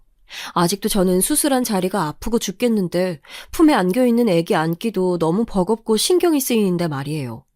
그런 산모에게 오자마자 시댁 식구들한테 인사를 해야 되네 어쩌고 하시는 데다가 차분하게 제가 다 계획해두었던 집안 살림을 다 뒤엎어두는 게 어딨어요. 순간적으로 너무 화가 나고 표정 관리가 안 됐어요. 어머니는 아주 눈치가 빠른 분이라 그걸 모르셨을 리가 없고요. 어머 얘, 너 표정이 왜 그러니? 기분이 나빠? 아이 내가 얼마나 힘들게 고생해서 이렇게 만들어놨는데 아무리 너나 나나 세대가 달라도 그렇지 애 키우는 건 다 똑같아. 그러지 말고 이제 애 좀 줘봐. 내가 안아볼 테니까. 어머니는 정말 너무 뭐랄까 여우 같다고 해야 될까요? 이런 말들을 제 남편 앞에서 들으란 듯이 말을 하시더라고요. 아이고 며느리 눈치를 벌써부터 봐야 되네 내가. 아참 상철아, 넌 이리 와서 소파에서 좀 쉬어. 너도 그 좁은 병원에 있었잖아. 새애기 넌 들어가서 방에 내가 뭐 갖다 놨는지 좀 보고 얼른 시이모한테 전화해서 감사하다고 해. 참, 그리고 밥은 뭐 먹을까? 이때부터 뭔가 고생길이 느껴지는 듯 했어요. 어머니는 당장 본인 아들이 애라도 낳고 온 마냥 얼른 누워서 쉬길 바랬고 저는 애기 용품부터 챙겨두길 바라시더라고요. 한숨 푹푹 쉬면서도 제 손에 안겨온 그 작고 꼬물거리는 애기가 너무 조심스러워서 그나마 좀 더 잘 아는 어머니가 봐주시길 바랬어요. 그런데 어머니가 하시는 일은 정말 너무너무 달갑지 않은 거예요. 저한테는 본인이 아들 셋을 키우셨다고 하는데 육아 스타일이 달라도 너무 달랐어요. 어머니, 애기 얼굴에 뭐가 올라왔어요. 이거 제가 인터넷으로 검색해보니까 집안이 너무 뜨겁고 습도가 올라가면 태열 같은 게 생긴다고 하더라고요. 애기 방은 좀 시원하게 해야 될 것 같아요. 이날 아침에 저는 애기 얼굴 전체를 뒤덮은 빨간 반점 같은 것 때문에 정말 기겁할 뻔했거든요. 소아과 가기 전에 얼른 빠르게 검색을 해서 알아보니 그런 내용들이 적혀 있었어요. 이때도 약간 기분이 나빴던 건 평소에 제가 애기 방 너무 더운 것 같다고 계속 말씀드렸는데도 안 들으셨거든요. 여기는 나도 잠깐 자고 쉬어야 하는 곳이잖아. 아니 이 나이인 나한테도 냉골 같고 추운데 요 갓난쟁이한테는 얼마나 힘들겠어. 애기 말 못한다고 뭘 못한다고 엄마가 그렇게 넘겨버리면 안 돼. 사람이 눈치가 빨라야지. 아니 너는 몸 푼다고 그렇게 방을 온돌방처럼 지지면서 왜 애기 방은 춥게 해? 우리 상철이도 자다가 덥다고 새벽에 거실로 나오더라. 엄마는 시원하게 잔다나. 아니 거실이랑 애기 방은 춥고 니네 방은 따뜻하게 하면 되는 거야? 아, 정말 너무 답답하다 못해 숨이 턱턱 막힐 지경이었어요. 어머니가 주무시는 거실은 제가 보일러 기기를 딱히 손댄 적도 없어요. 그냥 어머니가 알아서 조절하시게 놔뒀을 뿐이고 우리 방은 제가 겨울에 아기를 낳았으니 너무 춥고 시렸거든요. 다들 조리 잘해야 된다고 따로 조리원 안 갔으니까 집에서라도 꼭 뜨습게 있어야 된다고 했었어요. 그러니 좀 올렸을 뿐인데 그걸 갖고 어머니는 막 뭐라고 하시는 거예요. 그것도 아주 얄밉게. 대놓고 그걸 갖고 야단친다기보다는 슬쩍 돌려서 말이죠. 애기는 이렇게 추운 데서 재우면서 엄마만 뜨끈하게 지지는 건 좀 너무하잖아. 애 아빠가 덥다고 뛰쳐나올 정도면 너무한 거야, 얘. 아니, 저기, 어머니. 아무튼, 저 그럼 제가 애 데리고 수학과 다녀올게요. 이렇게 말을 해도 어머니는 이 부분에서 딴지를 거시더군요. 본인이 의사도 아닌데 대체 왜 이러시는 걸까요? 어머머 세상에, 그 정도 뭐 좀 난 것 가지고 뭐 병원에 가? 요즘 병원 가면 아파서 오는 환자들 천지잖아. 괜히 애 옮고 더 큰 병 얻어온다 너. 애 엄마가 돼서 그런 병균들에게 애를 지킬 생각을 해야지. 끌고 가면 어떡해? 그 정도야 약 바르고 하면 좀 낫는 거야 너. 이쯤 되니 저도 화가 났어요. 애 데리고 주무시겠다고 이 집에 오신 분이 밤마다 코를 골아가면서 거실에서 늦게까지 주무시고 새벽에 제가 애기 재우려고 나와 있으면 거실에서 TV 소리 죽여가면서 누워서 보고 계시던 분이 왜 갑자기 애 잘 보는 척을 하시는 걸까요? 이때가 한 일주일 됐을 무렵인데 그쯤 되니 저는 대체 어머니가 왜 우리 집에 와 계신지 이해가 되지 않았어요. 물론 낮에는 충실하게 애를 봐주시긴 했어요. 근데 정말 지독한 참견을 하셨고 밤중에는 본인이 애 데리고 주무신다 해놓고 약속을 지키지 않으셨어요. 아우. 내가 낮에 내내 태영이 저 녀석 안고 있어서 그랬는지 진짜 이러다가 허리 부서질 것 같아. 이러다가 병원비가 더 나온다니까. 아유, 오늘은 새애기 네가 좀 데리고 자라. 이렇게 말씀하신 게 며칠씩 연달아 되면서 아예 3, 4일째 넘어가니까 저한테 묻지도 않고 먼저 거실에 이부자리를 깔고 불을 꺼버리시는 거예요.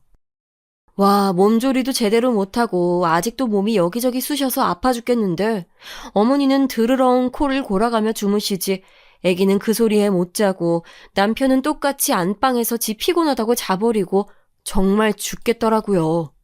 하루는 아기가 너무 잠을 안 자서 저도 미쳐버리겠는데 어머니가 대뜸 거실에서 잠이 깨셨는지 저한테 짜증을 내시는 거예요. 예. 아유, 너는 그걸 못 재워가지고 그렇게 밤새도록 애를 놀리디? 잠 좀 자자 좀. 네 신랑 내일 출근해야 되는데 대체 뭐 하는 거야? 우리 집은 그렇다 치고 옆집에서도 짜증 낼 거 아니야? 그러지 말고 좀 적당히 재워. 이런 모양새가 되니 며칠째 잠 못 자고 낮에는 또 낮 시간대로 어머니에게 시달렸던 저는 폭발하고 말았어요. 어머니, 제가 낮에 어머니께 애 재우시면 안 된다고 했는데 재우신 거잖아요. 저 마트 간 사이 어머니 애랑 같이 잠드셨다면서요. 그때 자면 안 되는데 억지로 재우셨으니 애가 이 시간에 안 자죠. 진짜 저야말로 죽겠어요, 정말. 저 요 며칠 1시간도 제대로 눈 붙여본 적이 없어요. 불편하시면 어머니가 지금 오셔서 애기 좀 재워보세요. 저 원래 이런 식으로 사납게 말하지 않고 어머니한테 조심하는 편인데 사람이 진짜 일주일 넘어가도록 3, 4시간 정도밖에 못 자니까 죽을 것 같은 거예요. 남편 놈은 코 골고 자고 어떤 날은 거실로 기어나와서 지 엄마 품에 매달려서 자고 있고 내가 못하러 자식을 낳아서 남의 집 부모 자식이랑 같이 살고 있나 싶더라고요. 어머니는 밤중에 깨신 상태라서 피곤하시기도 했겠지만 그래서일까요? 더 저한테 노발대발하면서 짜증을 내시더군요. 얘, 너 지금 내 탓하는 거야? 아이고, 애 봐준 공은 없다더니 낮 시간에 내내 데리고 힘들어서 그때 좀 안고 잠들었구만. 새끼 너는 70 넘은 노인네가 애 데리고 얼마나 피곤했을지는 생각도 안 해? 하다 정말 별소리를 다 듣네. 아주 잠이 확 깬다 얘. 그러자 남편은 그때 부스스 일어나서 엄마랑 자기 와이프가 왜 시끄러운지 또 애기는 왜 그렇게 목청이 떨어져라 우는지 파악을 하기 시작했어요. 급기야는 아랫집에서 올라오기까지 했었어요. 저기요, 애 좀 그만 울려요. 아주 시끄러워 죽겠네. 이사를 가든지 우리가 이사 갈 돈을 주든지 둘 중에 하나만 해요. 이 집 때문에 내가 아주 잠을 못 자서 죽겠어. 아랫집에 살고 있는 아줌마까지 올라와서 저렇게 소리를 질러대니까 진짜 할 말이 없더라고요. 겨우 진압이 되긴 했지만 그래봤자 남편과 어머니는 다시 자버리면 그만이었고요. 결국 이러나 저러나 제 손으로 아기를 또 케어해야 했어요. 그리고 방을 뜨겁게 만들어서 애 얼굴과 온몸에 태열이 생겨버린 건 실제로 맞는 얘기였더군요. 병원에 갔더니 그런 의미의 태열이 맞다고 하길래 저는 소아과 다녀와서 다시 어머니에게 얘기를 했어요. 하지만 어머니는 듣자마자 아주 거세게 성질을 내셨고요. 뭐야, 새끼 너 지금 날 가르치려 드는 거야? 의사가 이렇게 말하던데 CM이가 뭔데 이래라 저래라 하냐 이거지? 새끼 너 정말 너무한다. 어쩜 이렇게 힘들게 돌봐주는 CM이 공은 몰라주냐? 저는 더 이상 소모적인 싸움은 하고 싶지 않았기 때문에 그냥 얘기를 이쯤에서 접어버렸고요. 안 되겠다 싶어서 남편에게 전화를 했어요. 나 더 이상 안 될 것 같아. 지금 도우미 업체 알아보고 있으니까 이제 어머니는 그만 애기 봐주시라고 하자. 나 진짜 밤에 누가 봐주지 않으면 미쳐버릴 것 같아. 잠을 며칠을 못 잔 건지 알기나 해? 오빠는 계속 안방에서 애가 울던 말던 그냥 자버리니까 모르잖아. 어머니 수고비 얼마 드리고 얼른 수습하자. 이렇게까지 말을 했는데도 남편은 제 입장에 동의를 할 수 없었던 모양이에요. 자기도 할 말이 있다나요? 수진아, 나 좀 서운하다. 우리 엄마가 힘들게 봐주고 있는 거 알잖아. 우리가 부탁도 안 했는데 엄마가 와서 저렇게 봐주시는 건데 이제 와서 그만 가시라는 말을 어떻게 해. 엄마 서운해하시면 너 그거 어떻게 수습할 건데. 그리고 낮에 엄마가 봐줄 때 넌 좀 자면 되잖아. 밤 시간은 엄마도 나이가 있으니까 막상 하려니까 힘들어하시는 것 같아. 그래도 낮과 밤 누구든 봐주면 좋은 거잖아. 엄마도 큰맘 먹고 오신 건데 어떻게 다시 가라고 하냐고. 누가 보면 어머니가 어디 저 지방 멀리서 올라오신 줄 알 것 같네요. 하지만 참고로 말씀드리자면 저희 시댁은 집에서 10분 거리에 있고요. 차 타고 가면 1분도 안 걸리는 거리에 있답니다. 어머니가 굳이 우기셔서 저렇게 아들네 오셔서는 같이 주무시고 계시는 거예요. 그리고 낮 시간에는 어머니가 봐주시니 저보고 자라고 하잖아요. 솔직히 거기에 대해서도 저 할 말 엄청 많아요. 오빠 웃긴다. 뭐? 낮 시간에 자면 되는 거 아니냐고? 아니 막말로 해서 어머니가 그때 뭐 태영이 제대로 봐주시는 줄 알아? 어머니 말로는 나보고 애 안지 말고 달라고 하시는데 한 1분도 안 돼서 힘들다고 다시 네가 좀 데려가라고 하셔. 그러면서 나보고 왜 모유수유는 안 하고 자꾸 분유로 먹이냐는 거야. 오빠 눈엔 지금 내가 모유수유 할 수 있는 컨디션으로 보여? 나 지금 쓰러져서 응급실 안 가는 것만으로도 다행인 상태야. 왜 몰라? 저는 정말 남편한테 홧김에 이렇게 말한 게 아니고 진짜였어요. 아기 낳고 돌아와서 몸이 한껏 부어 있었는데 어머니랑 같이 있으면서 잠도 못 자고 스트레스를 받다 보니까 2주도 안 되는 시간에 살이 6kg이 빠져버린 거예요. 그게 어디 정상적인 상황인가요?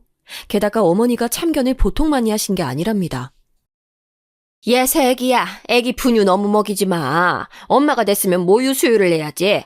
난 니네 아주버님이랑 도련님까지 셋 다 분유는 한 방울도 안 먹였어.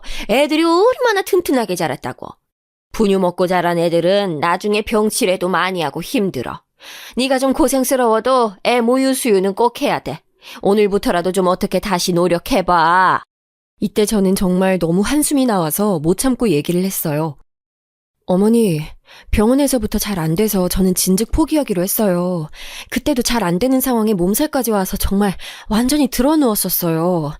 분유로 먹는 게 다 나쁜 게 아닌데 왜 그러세요, 어머니? 저도 하루하루 어머니랑 있는 날이 길어지고 스트레스를 받다 보니 뭔가 거침없이 말을 하게 되더라고요. 자기는 소파에 누워있고 냉장고에 있는 반찬부터 하나하나 다 간섭하고 귀 찢어지게 울어대는 애기 소리는 듣기 싫지만 잠들어 있는 건 또 귀여워서 만지고 그러다가 애를 끼워버리는 시어머니셨어요. 이런 모습들이 어떻게 며느리가 산후조리를 할 수 있도록 도와주러 왔다고 볼 수 있나요? 더 아프게 하고 망치고 괴롭히는 꼴인 거죠. 어머니는 이 당시에 저에게 바로 뭐라고 하진 않으셨지만 그걸 가슴에 계속 담아두고 계시는 것 같았어요. 얘기가 어영부영 넘어가고 있던 동안 아버님이랑 아주버님, 도련님이 하도 아기를 보고 싶다고 하니까 결국 오시게 했는데요. 50일도 안 된 상태에서 그렇게 어른들을 우르르 몰고 온 어머니에게 정말 너무 화가 나더라고요. 이 또한 저한테 하나도 묻지 않고 멋대로 강행하신 일이었거든요. 심지어 저에게 밥까지 차리라고 하시더라고요. 예, 지금 밥이랑 국 다 있지? 우리 고기만 좀 굽자. 좀 이따가 네 아버님이랑 다 들어올 거야. 네? 어머니 그게 무슨 말씀이세요? 갑자기요? 누가요? 어머니는 제 물음에 제대로 대답도 안 해주시고 말을 막 흐리면서 아주 분주하게 냉장고 여기저기를 휘집으시는 거예요. 결국 얼마 안 되어 시댁 식구들이 다 들어왔고 어머니는 남자들이 그렇게 시커멓게 앉아있는 가운데서 아무렇지 않게 모유수유 얘기를 마구 하시는 거예요. 정말 여러모로 짜증이 나고 어머니랑 왜 이렇게 같이 살고 있는 건지 왜 남편은 자기 엄마만 불쌍히 여기는지 화가 치밀어 올랐어요. 그런 와중에 어머니가 저한테 또 잔소리를 하셨고, 그래도 저는 나름 예의 있게 받아쳤다고 생각했거든요. 헌데 어머니는 뭐가 그렇게 억울하셨는지 여기서 사고를 쳐버리셨어요. 예, 애 기저귀 좀 갈아야겠다. 그냥 대강 씻지 말고 물로 닦여. 그리고 연고도 발라주고. 보니까 많이 짓무른 것 같더라. 네가 너무 기저귀로 쫌매놔서 그래. 어머니, 그게 아니라 애기 어제 분유를 너무 많이 먹이셔서 그런 거잖아요. 애기가 몇 번이나 설사하고 기저귀를 갈고 고생했는데 아시면서 그러세요. 저도 물티슈로 닦이고 싶어서 닦인 거 아니에요. 저 잠도 못 자고 밥도 못 먹고 있는데 애가 계속 지리니까 저도 너무 힘들어서 어차피 또 할 테니까 싶어서 그때만 닦인 거예요. 이 말을 했을 때 어머니는 본인이 봐도 잘못한 상황이긴 했으니 눈치를 바쁘게 보시더니 순간 조용하시더라고요. 그랬더니 이젠 또 다른 걸로 트집을 잡아서 아주버님이랑 아주버님, 도련님 앞에서 면박을 하시는 거예요. 애 좀 따뜻하게 입혀. 아무리 실례라지만 보일러는 낮춰놨는데 애도 그렇게 허벙하게 입히면 어떡하니? 겉에다가 뭐라도 좀 둘러서 입혀야지. 가만 보면 넌 참 엄마가 돼가지고 냉정해. 너는 껴입고 애는 그렇게 얇게 입히면 감기 들라는 거야 뭐야? 이때 가만히 밥 먹던 저는 정말 열이 올라서 참을 수가 없는 거예요. 아마 표정 관리가 안 됐겠지만 아무튼 뾰루퉁한 얼굴로 저도 확 받아쳤어요. 어머니, 제가 일부러 시원하게 입힌 거예요. 태열 오른 거 아시잖아요. 소아과 갔을 때 의사가 이렇게 하면 안 된다고 연고 바르고 시원하게 하라고 하셔서 일부러 그런 거라고요. 저는 산후풍 들면 안 되니까 어쩔 수 없이 이렇게 입은 거예요. 병원에서 엄마인 저는 따뜻하게 입고 애는 살짝 시원하게 입히라는데 따라야지. 별 수 없잖아요.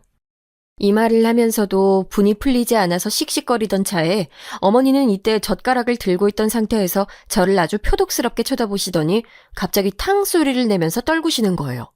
옆에 아주버님과 도련님 그리고 우리 남편도 순간적으로 자기 엄마를 쳐다봤고요.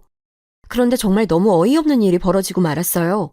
어딜 봐도 울고 싶은 건 제 쪽이었는데 그런 무수리 같은 험상궂은 꼴을 하고 늘어난 티를 입고 겨우겨우 입에 뭘 우겨넣고 있는 저에게 세상 화장 곱게 하고 먹을 거 다 먹고 잘 거 다 자는 분이 마구 화를 내시는 거예요. 그것도 울면서 말이죠. 새끼 너 진짜 그러는 거 아니야. 그러는 거 아니라고. 내가 진짜 이렇게 며느리한테 무시받고 진짜 못 살겠다. 내가 이젠 다 싫어. 다짜고짜 울면서 저한테 막 화를 내시더니 자기 식구들 천지인 이 집에서 곧장 가방을 들고서는 나가버리시는 거예요. 제가 볼 땐 웃기지도 않는 게 거실에 있는 그 큼지막한 트렁커는 손대지도 않고 작은 손가방에 옷만 걸치고 나가셨거든요. 어쨌건 다시 들어올 일이 없다는 뜻은 아닌 거잖아요. 그런데 그래봤자 뭐 하겠어요. 전 이 집에서 한없이 타인 아니겠나요. 모든 불똥이 저에게 튀어서는 아버님은 가만히 계셨지만 아주버님과 남편이 저에게 한마디씩 얻는 거예요. 그나마 도련님은 저보다 아래셔서 그런지 몰라도 눈치만 보고 있었고요. 저기 재수씨, 무슨 일이 있었는지 난 모르지만 왜 엄마를 서운하게 하는 거예요? 보니까 엄마가 여기 와서 신경도 많이 써준 것 같은데. 아주버님은 둘째치고 저는 남편이 여기서 덧붙이는 말이 이해가 안 되더라고요. 수진아, 엄마 기분 하나 맞춰주는 게 그렇게 어려워? 엄마는 애기 생각해서 하는 말인데 왜 그렇게 날카롭게 한마디 한마디 다 받아쳐? 보는 내가 아주 다 아슬아슬하고 무안해. 왜 그러는 거야? 결국 저만 이 집에서 죽일 죄인이 되어버렸고 어머니는 그렇게 나가셔서는 또 웃긴 게 저녁에 들어오신 거 있죠?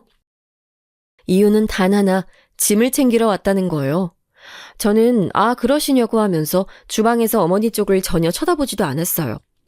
그게 그렇게 화가 나셨는지 우악스럽게 트렁크를 들고 현관에서 일부러 소리를 쾅쾅 내가면서 나가시더니 집에 가셔서도 전화를 하신 거예요. 참 그 누구보다도 미련이 많으신 분 같아요. 그러면서도 기야말 소리를 내지르시더라고요. 새끼 너는 어쩜 애가 그렇게 야멸차냐? 우리 태영이 네가 낳았다고 다 네 건 줄 알고 네 멋대로 하려나 본데 너 아주 잘못 알고 있는 거야. 태영이 우리 집씨라고. 니네 집씨 아니다. 박간의 손주인 거지 니네 이간의 손주가 아니야. 우리 모두의 애를 네가 낳은 거야. 뭐 너는 공짜로 태어났어? 저 어머니, 무슨 말씀을 하고 싶으신지 모르겠는데 좀 알아듣게 말씀을 하세요. 저도 성이 나서 걷잡을 수가 없는 상태가 됐고 점점 내용은 험악해지게 됐어요. 어머머, 얘 말하는 것 좀 봐. 내가 진짜 이렇게 하나밖에 없는 며느리한테 개무시당하면서 살아야겠니? 이제 너 안 봐. 안 본다고. 손주를 낳았어도 걔가 네 자식인 줄만 알고 살면 아주 잘못된 거야. 어른들이 봐주고 가르쳐주는 것도 안 듣겠다고 용을 쓰고 너는 혼자 다 알아서 컸어? 그래서 그 모양인 거야? 어머니, 상황이랑 상관 있는 말씀만 하세요. 나중에 다시 주워 담을 수 없는 말씀은 함부로 하지 마시고요. 저는 점점 화가 치밀어서 견딜 수가 없는 상황이 됐어요. 이윽고 저는 남편에게 통보를 하게 됐어요. 이 인간이 내 편이 아니란 걸 체감한 순간부터 저도 딱히 존중해주고 싶지 않더라고요. 어머니가 그간 봐주신 것에 대해서 용돈 드리고 싶으면 알아서 해. 근데 나는 100만 원 이상 드릴 생각 없거든? 오셔서 막상 애기 진짜로 봐주신 것도 거의 없고 집에서 계속 내가 해드리는 밥 드시고 잠만 주무시고 애 분유도 몇 번 먹여보신 적도 없으셔. 그런데다가 나한테 저런 무지막지한 말까지 하고 상처를 주셨는데 산후조리 비용으로 저금해둔 돈을 다 고스란히 드리고 싶진 않아. 게다가 빨리 도우미도 구해야 되는 상황인데 한시가 바쁘다고. 필요하면 100만 원 지금 보내줄 테니까 아쉬우면 오빠가 더 보태서 드리던지 오빠 돈으로 알아서 해. 남편은 이런 모습의 저를 보면서 정이 떨어진다며 사람이 어쩜 그렇게 야속하게 구냐고 하더군요. 수진아, 너 이런 애였어? 엄마가 우리한테 신경 써준다고 70대 노인이 여기까지 와서 그 고생한 건 생각도 안 해? 순서가 틀렸다는 생각은 왜 못하는 거야? 너 우리 엄마한테 사과가 먼저야. 이런 식이면 나도 장모님 딱히 앞으로 뵐 생각은 없어. 아, 그러셔? 그럼 맘대로 해. 잘 생각해봐. 양쪽 집 안 가면 누가 더 손해인지 상식적으로 생각을 해봐라. 누구 집이랑 왕래가 더 많이 있었나? 우리 엄마가 결혼하고 생전 이 집에 온 적이 몇 번이나 돼? 뭐 오빠 하고 싶은 대로 해 그럼. 실질적으로 정말 우리 엄마는 몇 번 온 적도 없어요. 그것도 사위가 없을 때 죄 지은 사람처럼 도망치듯이 맨날 빠르게 사라졌었고요. 그런 우리 엄마한테 지가 무슨 보내 안 보내 협박할 일이 있다고 그러는 건지. 엄마는 사위 얼굴 별로 보고 살았던 적도 없는데 말이죠. 남편이 봐도 이후로 이게 썩 좋은 카드는 아니었던 건지 그냥 괜히 저한테 툴툴거리면서 심술을 부리더군요. 애가 우는데도 일부러 방에 들어가서 핸드폰 게임만 하거나 제가 차려놓은 밥을 안 먹고 그냥 방으로 들어가 버리거나 이런 모든 상황들은 정말 너무 뻔하잖아요. 어머니가 시켰거나 아니면 지가 헛된 효자 노릇을 하느라 엄마 편을 드는 거죠. 점점 시간이 지나서 미칠 지경으로 화가 났던 저는 마음을 다잡게 됐어요. 어차피 이러나 저러나 내가 애를 혼자 보는 상황이 되는 것이면 제가 못하러 이 고생을 하고 있는 와중에 나도 못 먹고 있는 밥을 남편 먹으라고 차리나요? 저는 저랑 애기 먹을 것만 신경을 썼고 며칠 연속 주방을 그냥 지나쳐버린 남편을 생각해서 밥을 안 차렸어요. 그리고 남편이 있건 말건 간에 제가 도우미를 고용했고 집에 오시게 했답니다. 사람이 죽으란 법은 없는 건지 새로 오신 도우미 이모님은 아주 일을 잘하시는 분이셨어요. 저의 딱한 사정을 들었던 친척 언니가 소개해준 분이었고 정말 하나부터 열까지 마치 친정엄마처럼 너무 깊게 신경을 써주시더라고요. 애기 엄마, 그러지 말고 얼른 들어가서 쉬어요. 밤에는 내가 없으니까 힘들 거 아니야. 낮에는 내가 어떻게든 볼 테니까 이럴 때 자둬요. 얼굴이 정말 말이 아니구만. 이 이모님 덕분에 저는 낮에 늦게까지 잘 수 있었고 그러면서 며칠 지나는 동안 얼굴 혈색도 그나마 좀 돌아오고 병원도 다녀오고 이모님이 차려주시는 밥도 먹고 버틸 수 있었어요. 남편은 그 사이 아주 얼굴이 울그락불그락 보통 상태가 아니었답니다. 뭐가 그렇게 불만이 많은 건지 자기 나름대로 시위를 하고 있는데도 꿈쩍 않는 제가 얄미웠나 봐요. 그 와중에 어머니도 저한테 몇 번 전화를 걸어대시고 문자도 보내시더니 제가 답장을 안 하니까 집으로 찾아오셨더군요. 아, 어머니 오셨어요? 무슨 일이세요? 어머니는 저의 이런 물음에 대답도 안 하고 저를 빤히 노려보시더니 제 어깨를 정말 누가 봐도 알 수 있을 만큼 세게 밀치고는 안으로 훅 들어가 버리셨어요. 화가 난 저도 나름의 대처를 했고요. 저희 지금 나가야 해요. 별일 없으시면 다른 날 연락하고 오세요. 그러자 어머니는 눈을 막 희번득거리면서 평소 그렇게 교양 있는 척 조근조근 말하시던 것도 다 까먹고 막 소리를 지르시는 거예요. 예, 내가 내 아들 집에 오는 것도 허락받아야 돼?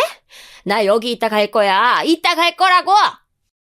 아무도 없는 집에 어머니 혼자만 계시면 좀 그렇죠? 오늘은 이모님 안 오셨지만 이모님 일하시도록 여기 놔둔 것들도 있고 아무튼 저 없을 때 계시게 하긴 좀 그래요, 어머니. 집에 가 계시면 되잖아요. 정말 저는 조금도 어머니를 집에 두고 싶지 않았어요. 제가 병원에서 애 낳고 힘들어하고 있을 때 멋대로 이 집에 들어오신 거. 그러곤 시이모님이랑 이것저것 살림살이 참견 다 하고 멋대로 방을 채워놓고 난장판으로 어지르신 거 하며 그렇게 기를 쓰고 산후조리한다고 들어와 있던 것 등등 떠올리기만 해도 진짜 관자놀이 부분 핏줄이 튀어나올 정도로 스트레스였거든요. 어머니는 저를 한참 또 그렇게 노려보더니 나가셨고 저는 한숨을 푹푹 쉬면서 젖병들을 씻었답니다. 그냥 아무리 어머니가 진상이라지만 이렇게 좀 한동안 안 보고 지내다가 어느 정도 응어리가 정돈이 되면 그때쯤은 어쩌다가 한 번씩 보기는 해야겠다. 그 정도로만 생각을 하고 있었어요. 그 일이 그 뒤로 벌어질 줄은 정말 꿈에도 상상을 못했고 진짜 아주 조금의 예상도 못하고 있었거든요. 요약을 해보자면 어머니는 저에게 집에서 내쫓겼다며 남편과 온 시댁 식구들에게 전화해서 또 미친 듯이 울부짖으셨고요. 그 기세를 몰아서 끝내 정말 하면 안 되는 일을 저지르시고 말았답니다. 망할 노인네가 그러고 우리 엄마가 있는 곳, 엄마의 가게가 있는 시장으로 찾아간 거예요. 멀쩡히 아침부터 바쁘게 정말 눈, 코 뜰 새 없이 일하고 있던 엄마에게 찾아가서는 거기서 대뜸 딸 교육을 어떻게 시켰냐는 투로 심술을 부려댔다는 거죠. 제가 직접 상황을 본 건 아니지만 어머니는 무작정 쫓아가서 우리 엄마에게 생 시비를 걸었다는 거예요. 엄마도 당시 엄청 당황했겠죠. 상견례 이후로 거의 볼 일이 없는 딸네 시어머니가 자기 직장에 찾아왔으니까요. 그런 엄마에게 어머니는 그 앞에서 아주 거만하게 과일들을 손으로 뒤적뒤적거리며 막 쳐대더니 대뜸 5만 원짜리 한 장을 엄마에게 내밀었다는 거예요. 그러니 엄마도 어이가 없어서 일단은 이게 뭐냐고 물었다고 하더라고요. 사돈, 이게 뭐예요? 왜 주시는 거예요? 일단 받아두세요. 지금부터 고를 테니까. 아니 무슨 대체 이게 뭐하는 짓거리인지 엄마가 그 시장에서 과일 장사만 30년 넘게 해오고 있는데 그런 꼴은 처음 본다고 하더군요. 대뜸 돈 꺼내면서 앞에서 흔들듯이 넘겨주고는 지금부터 고를 테니까 기다리라고 했다는데요. 저는 대충 눈앞에 그 모양새가 눈에 그려지니까 참을 수가 없더라고요. 옆에 있던 아주머니들도 당황스럽다는 투로 엄마를 쳐다봤다고 해요. 그랬더니 어머니는 진짜 심술이 그득그득 붙어서는 어쩜 인간이 저렇게 못되고 표독스러워질 수 있는지 그 결정을 보여주셨더라고요. 아니 뭘 봐요. 알아서 고르겠다잖아. 고르고 물어볼 테니까 좀 냅둬요. 그러니 슬슬 엄마도 주변 보기에 망신스러워진 거예요. 엄마네 가게에서 일하는 아줌마들 보기에 시장 아줌마네 사돈이랍시고 와서 저리 무례하게 굴어대면 당연히 웃기죠. 이건 완전히 뒷말하기 좋은 소재거리 아니냐고요. 엄마가 매우 난감한 얼굴로 수습을 해보려고 뭘 고르시겠냐고 물어봤나 봐요. 글쎄요. 그럼 뭐 좋은 거 있는지 좀 소개해줘 봐봐요. 뭐가 그렇게 바쁘길래 장사나 한답시고 자식 교육은 안 시켰대? 예? 사돈 그게 무슨 소리예요? 엄마는 이때부터 이미 진즉 갖고 있던 불쾌한 기분이 제대로 고개를 들기 시작했던 것 같아요. 뭔가 하고 싶은 말이 있어서 온 것 같은데 남 일하는데 와서 꼭 그러셔야겠어요? 뭐 때문에 그러시는 거예요? 우리 딸이 사돈한테 뭐 실수라도 했답니까? 엄마도 이쯤 되니 주변에서 쳐다보건 말건 감정적으로 억제가 안 됐던 것 같아요. 시장에서 둘러보던 사람들은 슬슬 한둘씩 그쪽으로 시선을 보내는 눈치였다고 하고요. 그러자 어머니는 저도 아주 당연하게 상상이 가는 그 거만한 표정으로 과일을 여전히 뒤적거리면서 말했다는 거예요. 아니 실수라니요. 하다마다요. 며느리 하나 들였는데 진짜 너무 서럽지 뭐예요. 세상에 시어머니를 집에도 못 들어오게 하는 며느리가 어디 있습니까? 안 그래요? 내가 진짜 지금 집 앞까지 갔다가 문전박대당하고 쫓겨났어요. 대체 왜 그렇게 딸을 사납게 키웠대요? 정말 어머니의 저 말들은 다시 생각해도 너무 황당하기 짝이 없더라고요. 엄마도 듣다가 너무 어이도 없고 옆에 있는 아줌마들이 듣고 수군대는 걸 보니 그냥 있을 수가 없었나 봐요. 저기 사돈, 아무튼 딸이랑 무슨 일이 있으셨는지 모르겠지만 그건 일단 거기서 해결을 하고 오셨어야지. 다짜고짜 일하는 데 오셔서 이렇게 말씀을 하시면 제가 뭐라고 해야 하나요? 엄마도 꽤나 당황스러움과 화를 눌러가면서 저렇게 말씀을 하셨다네요. 행여나 혹시나라도 제가 실제로 뭔가 잘못한 게 있을까봐 되게 조심스러우셨나 봐요. 그랬더니 어머니가 더 보지도 않고 그냥 막 뭐라고 질러버린 거예요. 우리 엄마 사업장이 어찌되건 간에 알 바도 아니라는 투로 말이죠. 그러니까 제가 온 거 아니겠냐고요. 딸이랑 해결이 안 되니까 사돈 보고 해결하려고 찾아왔다고요. 자식 교육 좀 제대로 시키세요. 근본도 안 가르쳐 놓고 이런 데서 장사하고 있고 그러면 세상 뭐 그렇게 볼 일이 있나요? 돈이나 벌려요? 아니 뭐 그닥 있지도 않은 것 같은데 푼돈이나 벌겠다고 참 아유. 이러면서 쭝얼쭝얼거렸다고 하니 당연히 엄마도 뿔이 나지 않겠어요. 이 정도의 말까지 듣고 계속 참고 있었던 엄마도 대단하다고 생각해요. 그러더니 어머니는 대뜸 됐다면서 돈 갖고 유세를 떨더랍니다. 대단한 돈도 아닌 앞서 엄마에게 먼저 선불처럼 내밀었던 그 돈 있잖아요. 5만 원. 세상에 돈 5만 원 갖고 사돈 앞에서 그렇게 허세 부리기도 힘들 것 같아요. 일단 엄마가 여기 맞받아쳐서 뭐라고 했는데 거기다 대고 저런 진상을 떨었던 건가 봐요. 이봐요 사돈. 지금 뭐라고 하셨어요? 하다하다 별 얘기를 다 들어보네. 거 사돈이면 말 더 조심해야 되는 거 아니에요? 남의 영업장 와서 이게 뭐예요? 엄마도 이판사판으로 가고 있으니 어머니는 더 볼 게 없다고 생각했는지 그래서 그따위 망언을 하고 우리 엄마한테 머리채를 잡힌 것 같아요. 뭐라고 했냐면요. 아이씨고 됐거든요. 난 더 할 말 없어요. 그 잘난 딸한테 들어요. 아 맞다. 나 갈 건데 여기서 뭐 안 사요. 아까 준 돈은 그냥 살림에 보태시던지 아니면 여기도 어지간히 어려워 배는데 아유 가게 굴리는데 쓰시구랴. 하여간 내가 이런 집이랑 사돈을 맺었네. 아우 환장해 아주. 그러고 몸을 획 틀어서 가려던 차에 엄마한테 그대로 머리채를 잡혔나 봅니다. 저희 엄마 함부로 누구한테 손대거나 물리적인 마찰 빚고 그런 분 아니에요. 그러니 제대로 익숙지도 않은 손으로 그저 분노가 치밀어서 붙잡느라 어머니 그 반가발이 떨어져 나간 거죠. 아주 시원하게 벗겨나간 그 가발채 때문에 그 속에 있던 한껏 눌리고 볼품없는 정수리가 드러났다더군요. 그러게 누가 그렇게 머리에 한껏 뽕 주고 가라고 했나요? 어머니야 당연히 이때 기겁하면서 막 발을 타박타박 굴러대면서 난리를 쳤다고 해요. 어머 미쳤나봐. 뭐 하는 거야? 엄마 딴에는 너무 화가 나서 머리채를 잡았는데 분명히 잡긴 잡았는데 잡히지 않고 그 가채인가요? 아무튼 그 가발 같은 게 쑥 빠져버렸으니 너무 놀랬나 봐요. 너무 초라하게 숭덩 머리숱이 비어있는 모습만 있으니 엄마도 놀래서 멍하니 봤었다고 하더군요. 슬쩍 미안한 마음마저 올라올 뻔해서 엄마는 그대로 잡아 끌고 움직였다고 하더라고요. 너 이리 와. 뭐 어쩌고 어째? 뭐? 어디에 뭘 보태? 이리 와. 너 안 따라오면 이거 다 없애버릴 거야. 엄마는 한 손에 가발을 들고 무작정 따라오라며 끌고 갔다고 합니다. 어머니는 이러지도 저러지도 못하는 상태에서 가게 뒤편에 있는 엄마 사무실로 이끌려갔고 거기서 엄마가 씩씩대면서 사무실 책상을 몇 번이나 여다드며 소리를 질렀나 봐요. 야 이년아, 머리는 훌훌 비어가지고 있는 것도 없는 게 뭐가 어쩌고 어째? 너보다 많아 이년아. 돈도 너보다 많다고. 통장만 20개가 넘어. 네가 뭘 알아?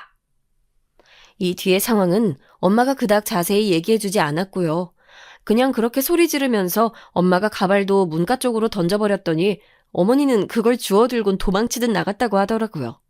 엄마는 그러고도 분이 안 풀려서 한참 씩씩거리다가 겨우 분을 가라앉힌 다음 저한테 전화를 했던 거예요.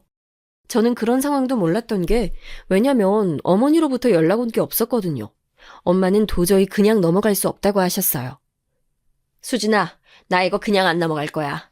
네 시어머니 다시 오라고 해. 와서 다시 나한테 여기서 사과하라고 해. 뭐 무릎 꿇고 오니 선물 사들고 오니 그런 거 바라는 거 아니니까 와서 얼굴 비추라고 하라고. 나 가게 아줌마들한테 창피하고 시장 상인들한테도 민망해서 못 참겠어. 진짜 이대로는 그냥 얘기 못 끝내. 빨리 전해. 얼른. 엄마 얘기를 들어보니 저도 이대로 묻을 순 없겠더라고요. 한참 부글부글한 상태로 대체 이걸 어떻게 해결하나 고민하다가 남편에게 전화를 했고 모든 상황을 말했어요. 역시나 눈치 없이 지 엄마 편을 들길래 저도 여기서 아주 세게 말했어요. 오빠 되게 웃긴다. 지금 상황 파악이 안 돼? 어머니 편 들 때야 지금? 우리 결혼할 때 엄마가 보태준 돈 있는 거 잊었어? 엄마가 이 집 얻을 때 보태준 거, 나 통해서 엄마가 빌려줬잖아. 왜 우리 엄마가 이런 취급받아야 돼? 집이며 혼수며 이쪽에서 더 많이 해줬고 빌려주기까지 했는데 왜 엄마가 돈이 있니 없니 하면서 어머니한테 무시당해야 하냐고. 당장 어머니가 우리 엄마한테 가서 사과하게 하지 않으면 나 이거 일 크게 만들 거야. 내가 어머니 아버님한테 전화해서 오빠가 거의 우리 엄마한테 빚지다시피 한 거 말할 거고 정 안 되면 나는 끝도 생각하고 있어. 그러자 남편은 아주 허겁지겁 저에게 말투는 화를 내고 있지만 자기 딴에는 급했는지 말려대더라고요. 수진아, 왜 일을 그렇게 만들어? 아니 엄마가 근데 근데 장모님도 잘하신 건 없잖아. 우리 엄마 머리 잡으셨다며. 그럼 똑같이 둘 다 잘못하신 거 아니야? 저는 안 그래도 남편에게 정 떨어진 지 오래였지만 정말 신물이 나더라고요. 그따위 생각 고수하며 살 거면 이 인간이랑 더는 미래가 없다고 생각했기에 저도 막판으로 가게 됐어요. 그런 생각이면 나 오빠랑 더 못해 먹겠다. 어떻게 자기 엄마가 한 짓 알면서 일방적으로 당한 피해자인 우리 엄마 탓을 해? 엄마가 가만히 있다가 어머니 머리채를 잡았어? 먼저 거기 쫓아가서 남의 업장에서 개망신 주고 불지른 게 누구야? 다 됐고 그런 식으로 나올 거면 다 그만해. 정리해. 나는 그런 생각 갖고 있는 오빠랑 뭔 일 있으면 언제건 사돈 망신 주려고 작정하고 있는 시어머니랑은 가족으로 살기 싫어. 정리하자고. 그러고 얘기를 끊어버렸더니 결국은 자기도 별수가 있겠나요. 결혼 초기에 있었던 일이지만 엄마가 천천히 갚으라며 저희 둘에게 보태주신 돈에 대해서는 까맣게 잊고 있었나 봅니다. 기한을 넉넉히 주시긴 했다지만 까먹고 아무런 준비도 안 하고 그제서야 생각해낸 것도 어이가 없었고 전 당연히 남편이 적금이라도 들고 있을 줄 알았는데 그것도 아니더라고요.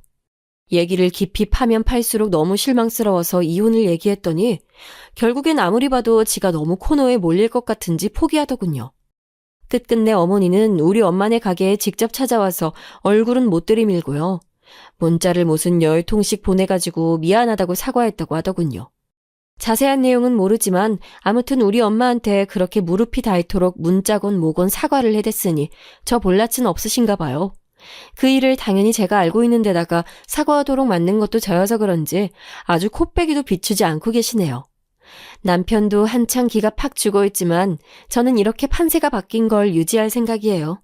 적어도 결혼 생활을 할 생각이라면요. 생각하면 할수록 어머니가 찾아와서 했던 그 기이한 짓거리를 용서할 수가 없네요. 나중에 꼭 본인 큰아들이나 막내 아들 장가 보내놓고 그 집 사돈한테 똑같은 꼴을 당하셨으면 좋겠어요. 그래봐야 우리 엄마가 얼마나 기막혔는지 아시겠죠? 별 더러운 꼴을 다 당했다 싶지만 앞으로 어머니를 볼 일이 없다면 그걸로 참고 넘어가려고 해요. 남편도 두고 보면서 벼르는 중이고요. 어머니로 인해서 겪은 스트레스로 인해 탈모도 심해지고 소화도 안 되고 청심환까지 먹었는데 엄마 일까지 겪고 나니까 결론이 명확해지는 것 같아요. 너무 두려워할 것 없이 또 저딴 진상짓이 일어난다면 미련 없이 이혼입니다.